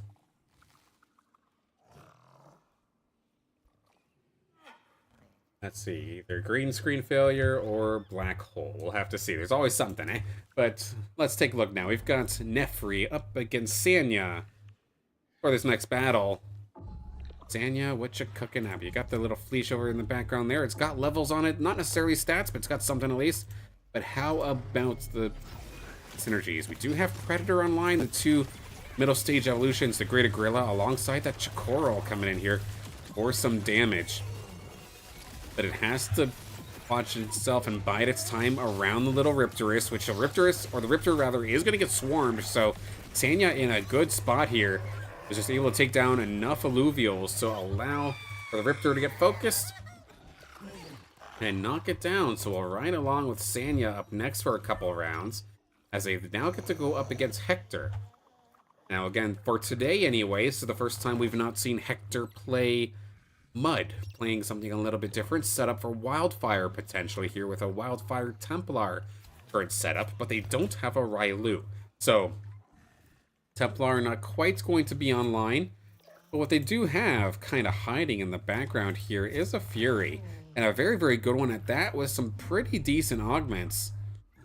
Could potentially be better as well, but it looks like they're saving one of those attack augments potentially for something else. So I'm very, very curious to see how this one will end up doing. Let's pull up the damage charts for this fight and see how the little Fury and the rest of the Alluvials end up performing.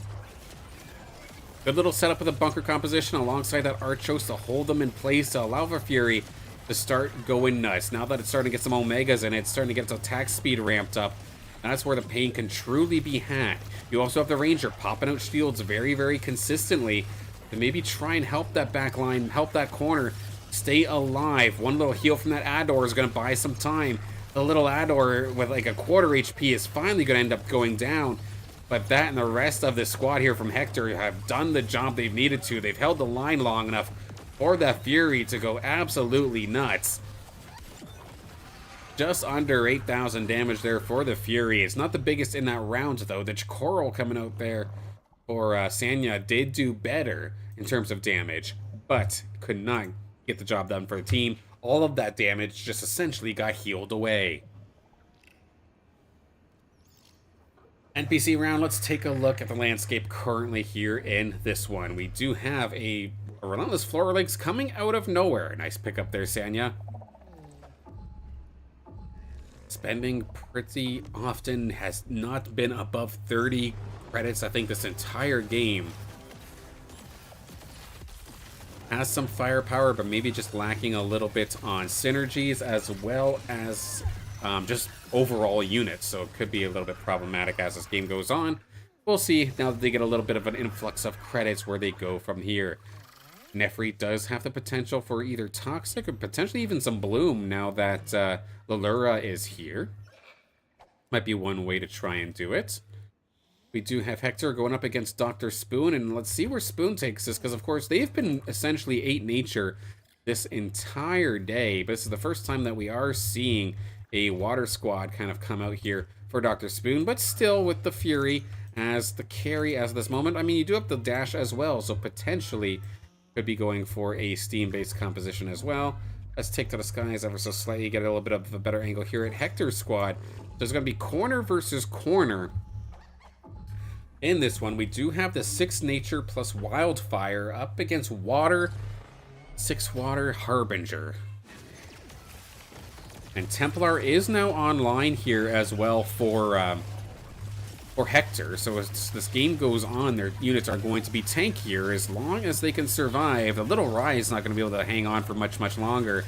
But the damage dealers on the side of Dr. Spoon, at least the frontline ones, are starting to take a beating. The Axon's down, the Riptor's down.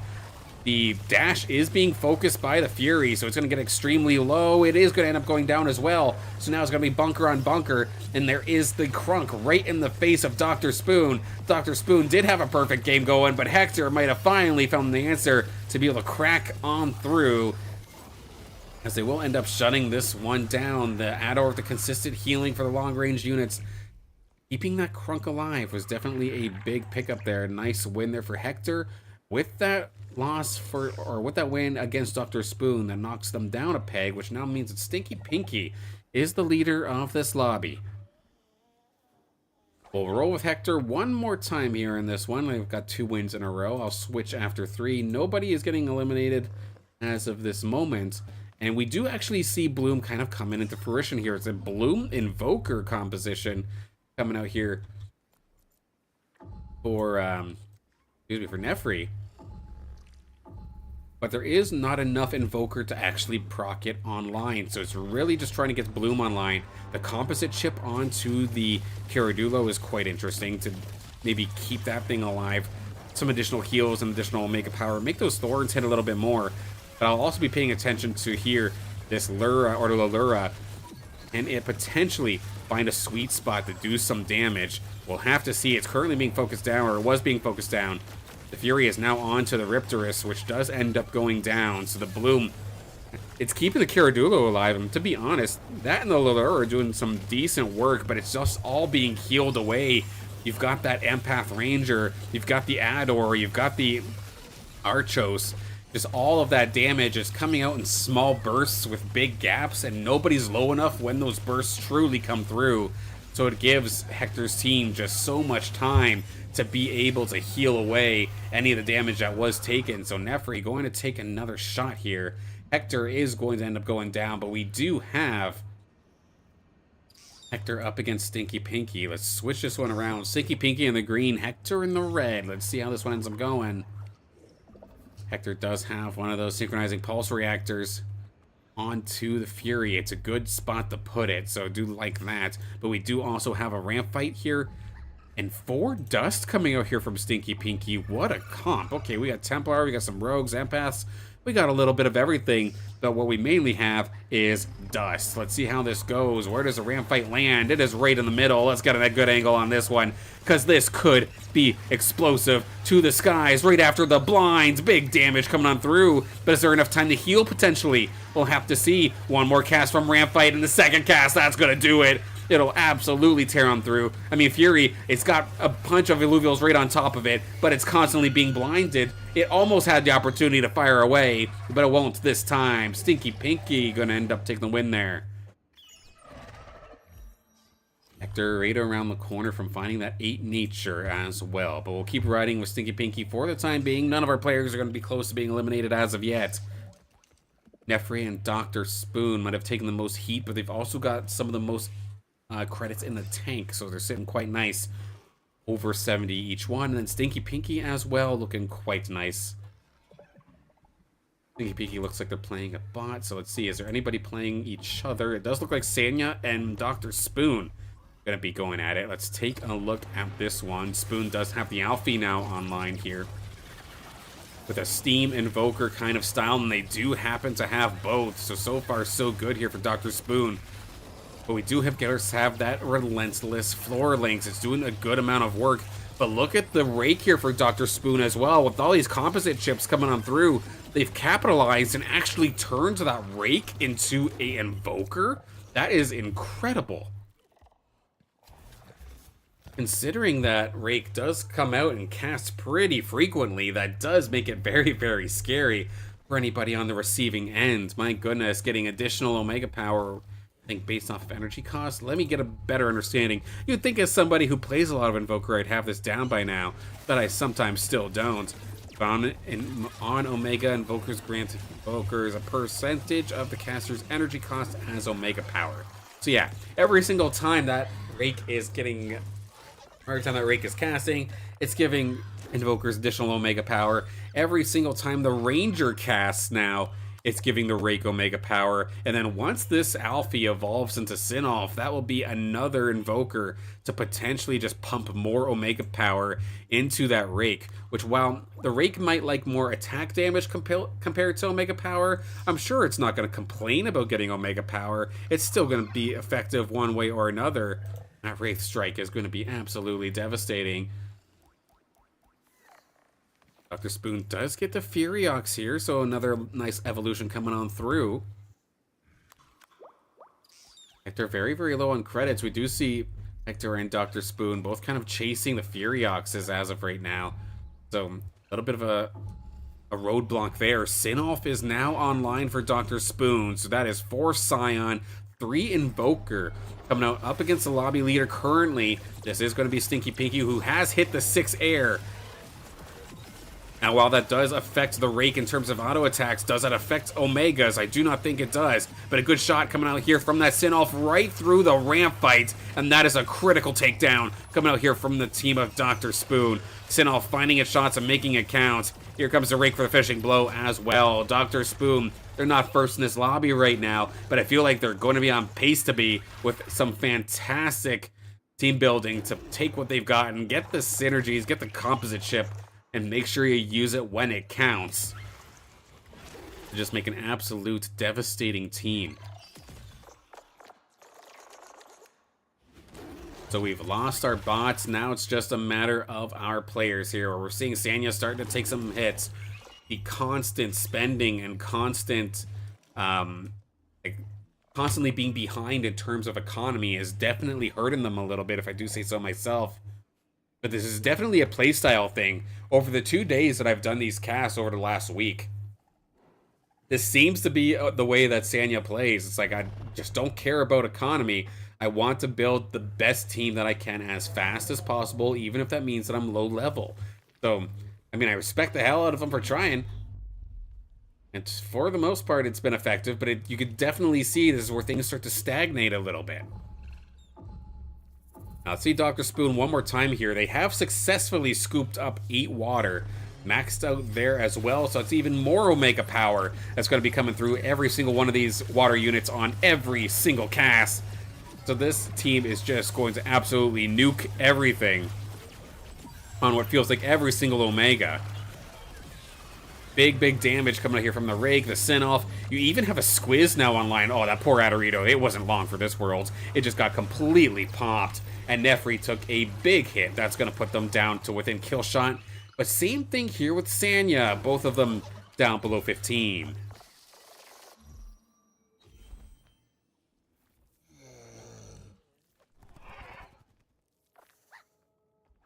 Now let's see, do they happen to play each other by chance? Not quite. Let's see, Sanya's going up against Stinky Pinky. I feel like we know where that one's going, but this one I'm very curious about. Nefri, I think, has a chance. Having that Forest here now, I mean, if it gets into the right spot, it very well could potentially find a good angle to just start casting Omegas. But this is still a very scary squad here from Hector. That is going to be the 8 Nature with Verdant online and ready to go. That Furiox has the augments that it would want in this instance. Where's that Forest going to go? It's kind of a loss off the start, but it is going to get on there, and it goes unfortunately right for the tanks. The Adorito sitting right there. I'm sure it would have loved to have chased after that Adorito instead, but instead it will die at the feet of the Crunk, and that is just going to allow for this squad from Hector to go absolutely nuts for at least a little while. The front line of Hector, though, has actually fallen. The squad from Nefri might be able to get the job done. The Adorito is keeping the tanks here alive for the side of Nefri for at least a little while, but it looks like now that Hector's squad has finally broken on through, that Furiox has ramped up enough to be able to start really putting the heat down. That's where things kind of change. 25k damage from that Furiox is going to give Hector the win, knock out Nefri. We do see Sanya get knocked out of here as well. I feel like, unfortunately, we did kind of see that one coming, but nonetheless, GG's to both of our players here into this one. I think we still have time for one more game after this one. If you want to have the opportunity to try and queue up for the next one, you absolutely can. Here we got Stinky Pinky up against Hector. Hector did a good job in that last one, the back line holding on long enough to truly get the job done. But what happens when you've got that ramp fight that's ready to obliterate your corner while also providing blinding because of that dust chip? You've got Enchanter on top of this as well, and some big damage. This ramp fight's already at 10k after one cast, but here comes the healing. This is the problem. Can you kill it between heals? There it is. Big money damage coming out here from that ramp fight. And the rest of the squad is going to come in clutch here as well. Jotan, Railu, and the Nalura all in the front line, with everybody else shooting from behind. Big damage. And that is going to knock Hector down a peg, but that is going to mean they can now get this Blotto. They just found it in a shop. Nice little pickup here as well. Maxed out on offense, or almost, maxed out defensively and almost maxed out offensively. It just doesn't have any movement speed. Oh well, Blotto moves slow anyway. Max movement speed's probably not going to be the biggest difference maker, as long as you're positioning it in the right spot. So we have our podium set, but who's going to be in what position? We'll have to see. Hector currently, of course, with the 8 Nature, 2 Verdant Style. Dr. Spoon has 8 Water, 2 Steam, with another Steam member probably on the way if they can keep finding Alphys. Then we do have here for Stinky Pinky. It is going to be more so of a... Excuse me here, it looks like they're a little bit scooped up here. Stinky Pinky's building a dust and air team, but it's the ramp fight that's the damage dealer. Going to be interesting, but we have the two players that are currently battling each other out. It is going to be Hector. It's going to be Dr. Spoon. Another Riptorus online. That just leveled this one up here, so 2 dashes away from finding Umber. So Dr. Spoon's still a little bit of a ways away from trying to find that true clutch Umber, but still has plenty of damage in the meantime. It might be a water-based team, but Furiox is doing some fantastic work, as well as a Sinolf directly in the back corner. Has been hiding from a lot of this damage, but at the same time, it's been eating a lot of this damage from the Roots, from the Blazonite, or from the Fernite, and it's going to be enough to take this win.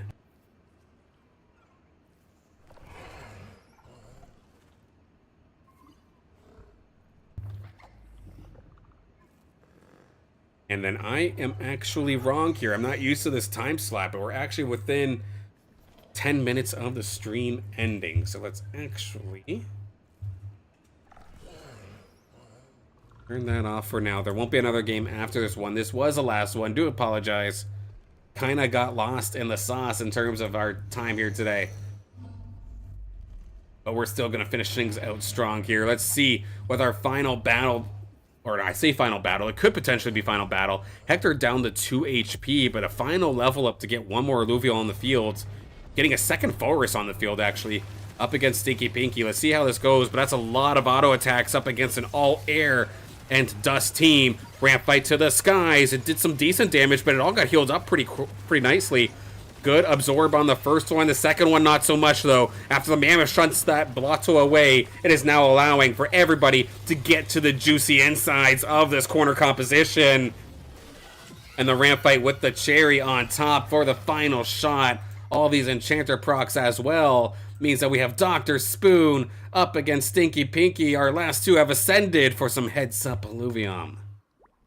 Stinky Pinky still has a lot of credits in the bank as well, but Dr. Spoon did find the Alluvials that they were looking for. The Umber is here, it is ready, it is scary, and it's ready to go absolutely nuts the longer this fight goes. But Stinky Pinky squad is a little bit different, has a bit of a different game plan in hand. We do, of course, that ramp fight. If there's anybody that's got the most amount of burst damage in the game, I mean, it's probably that Octeus on the other side, as well as this ramp fight that we just saw. But the blind for this ramp fight is not going to necessarily be too valuable off the start. It gets shunted away before it casts. It's going to cast only into the tank line, which means this is going to be absolute best case scenario here for Dr. Spoon. They're going to absolutely murder this composition. A fantastic play from the Matu to focus down the ramp fight, send it flying right as it was about to cast, essentially to the middle of that squad.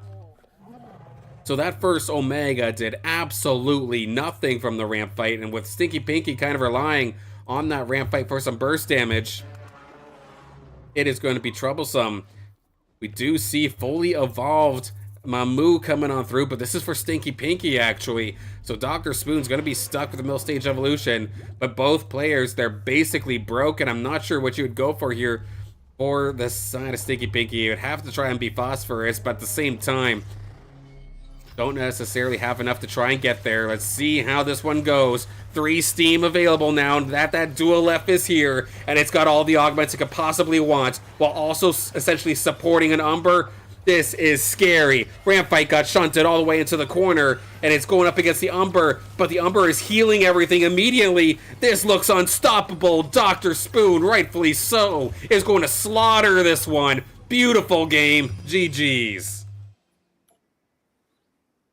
What a game. What a game.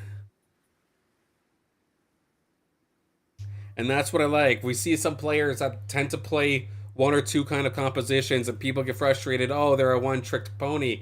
But what happens when you get put into a spot where you have to play something a little bit differently? They can still absolutely perform. Everybody in our top 4, I'd argue, was on something that they may have not necessarily been super comfortable with, or it's not their main team composition, but they absolutely crushed here today. All right.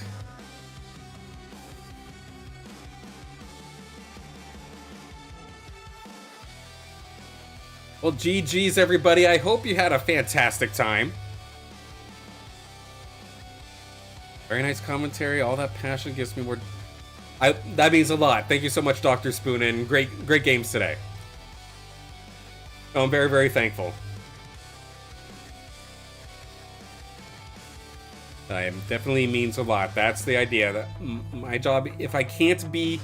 As much as I sometimes kick myself to be a better competitor, I do find that I can just kind of tell the tale of the tale of the tape, tell the story of other people's games just that much better. And seeing comments like those definitely makes me happy. I definitely appreciate that. Thank you so much. Zalif, thank you as well. Thank you. So I have a question for everybody before we close things out. So what do you think about this time slot?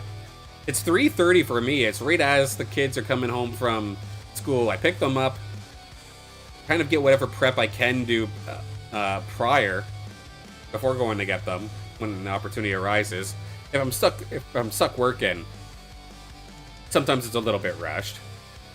But I know it's only one stream, but if you do like this time slot, please do let me know, because if it's something that more people enjoy, or more people can tune into, I'll definitely keep it. Definitely open to the idea.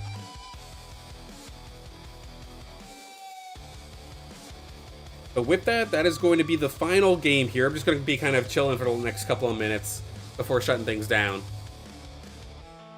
Also want to give a big shout out to Illuvium themselves, because working with their community manager, they've given me the opportunity to be able to get these lobby codes for spectating, even though like Data Kings is down, for example, Illuva Vault is down.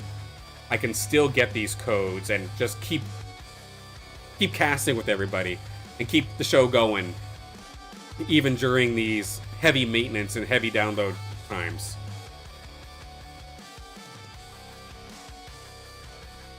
Kind of late for Sweden, but wake up. Godspeed to you, Zalif. Keep it up.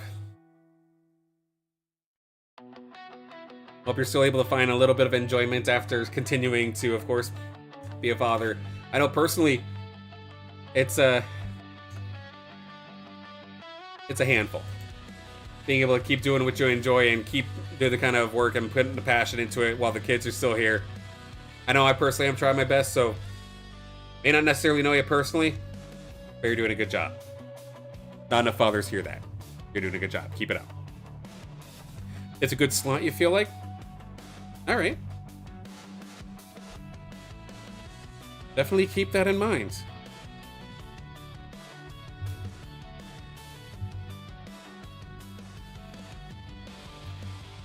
Going through the Discord real quick, it does look like Rich was saying something along the lines of there being an announcement based off of the ZK EVM migration happening tomorrow. Hopefully, that's the thing. That's not an official announcement of announcements. You know my take on it, where if it's not an official announcement, it isn't happening. That's not just an Illuvium thing, that's just a me for everything thing. I find that I personally get hurt less when I think of it that way. A couple months ago, EU was the main player base in Arena, so EU evenings. Is that what this is right now? It's EU evening? Or is that what you said? It was relatively late. Okay.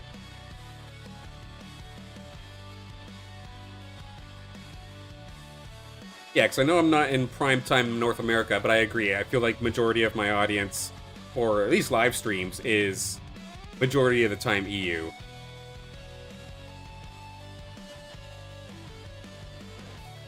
Well, definitely makes sense. Just scrolling through the Discord real quick. The amount of AI Doka art is too damn high. My goodness. Kirito made a funny one, though, with a Doka and a bobsled with a Jotun. That's a funny one, though. Yeah, so we'll see what happens. Based off of whatever happens with hopefully an announcement tomorrow, we'll see whether or not there ends up being one. If there is, we'll definitely cover it on Wednesday. Wednesday's stream's going to be at the same time as it was today. So it's going to be 3:30 in the afternoon my time here in the eastern side of things. But it'll be, I think, what was it, 8:30 p.m. UTC. So we'll do it again here. If it ends up being short, where we're still kind of stuck in the ZK EVM migration, and there's no Aluva Dex data to go through, Aluva Vault doesn't have data due to the migration, and there's not a whole heck of a lot to go through, that's okay. It'll just be a very, very quick episode of This Week in Illuvium, and I'll just be competing as well. So if you want the opportunity to kick my ass, by all means, queue up then. You'll be able to absolutely do so. We'll have to see. If we're in luck, maybe we'll have some news of some sort. I know the community is definitely itching for some. But this is one of those odd spots where it's truly dev time. And I know it can be a little bit scary because there's not a whole heck of a lot new to really talk about, or not a whole heck of a lot to really get excited about. There's no playtest, there's no overworld, there's no like major gameplay things to really get excited about. But in due time, I am hopeful they'll have something new. I know Ascendant is supposedly around the corner sometime soon. That'll be interesting. And there's still much, much more to come. But of course, as long as I'm having fun, I'll still keep doing this. Of course, nothing that I've done is on a monetizable platform. I am not big enough at all to be able to do that. But that is completely fine. Still enjoying myself nonetheless, and talking to all of you and just enjoying the game as a whole. Of course, basically, while I might be the esports commentator and I've played and casted plenty of traditional esports in the past, my heart's always been with creature capture kind of style games. I've loved Pokemon. I've even casted Pokemon like on a, not a pro level by all means, but at a tournament level a couple of times. I've competed in many Pokemon tournaments, but I'm not gonna lie, Pokemon doesn't hit it right now for me. The fact that we're getting all these random like mega evolutions, and that's the stuff that we're supposed to be excited about, just it doesn't do it. Legends ZA doesn't do it for me. And that's where I found Illuvium, and that's why I still keep doing this, because I love the characters, I love the community. I didn't love auto battlers. I hate auto battlers. Well, I wouldn't say necessarily. I didn't like auto battlers before this, but it's definitely grown on me now that Illuvium's become a thing, and it's been very, very exciting. And many opportunities that I've had so far here in the community already has been absolutely incredible, and I'm hoping that there'll be more in the very, very near future. We still got lots to look forward to. Just got to get there, and of course it takes time. Thank you for your work. This makes the game more exciting. My pleasure, Hector. Thank you so much. Thank you for playing, and thank you for watching as well. The one, I guess I have two asks for, of course, anybody who happens to be brand new. Whether it be following on X and Twitch, or subscribing on YouTube, it would mean the world to me if you can do that, so I can slowly continue to grow this channel. We've been getting there. We just hit the triple digits not too long ago on YouTube. I think we're at like 120 subs so far, and I'm very, very thankful for that.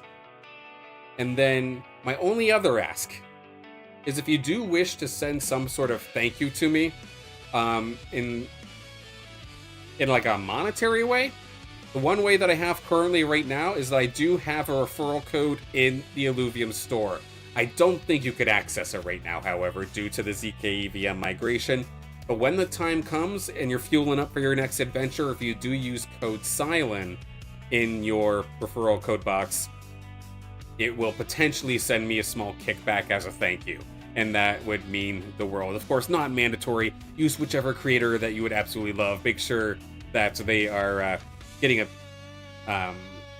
thank you of some sort. It doesn't have to be me, but make sure you have that referral code filled out one way or another. But if you do choose me, I thank you so much. But that'll wrap things up here for today's stream. We'll again be back here on Wednesday for This Week in Illuvium. If it happens to be a quick episode, that's okay. We will just end up doing some arena ranked here myself. I think I'm like ranked 28th right now. I made it back into the top 30. I stopped slacking at least a little bit. But the competition's tougher. I'm not just getting free wins anymore. Everybody has stepped up their game, and those actual players that I do find in the lobby, they're kind of tough. I look forward to taking them on Wednesday. So until then, thank you all for tuning in. Great games today, everybody. I'll see you on Wednesday.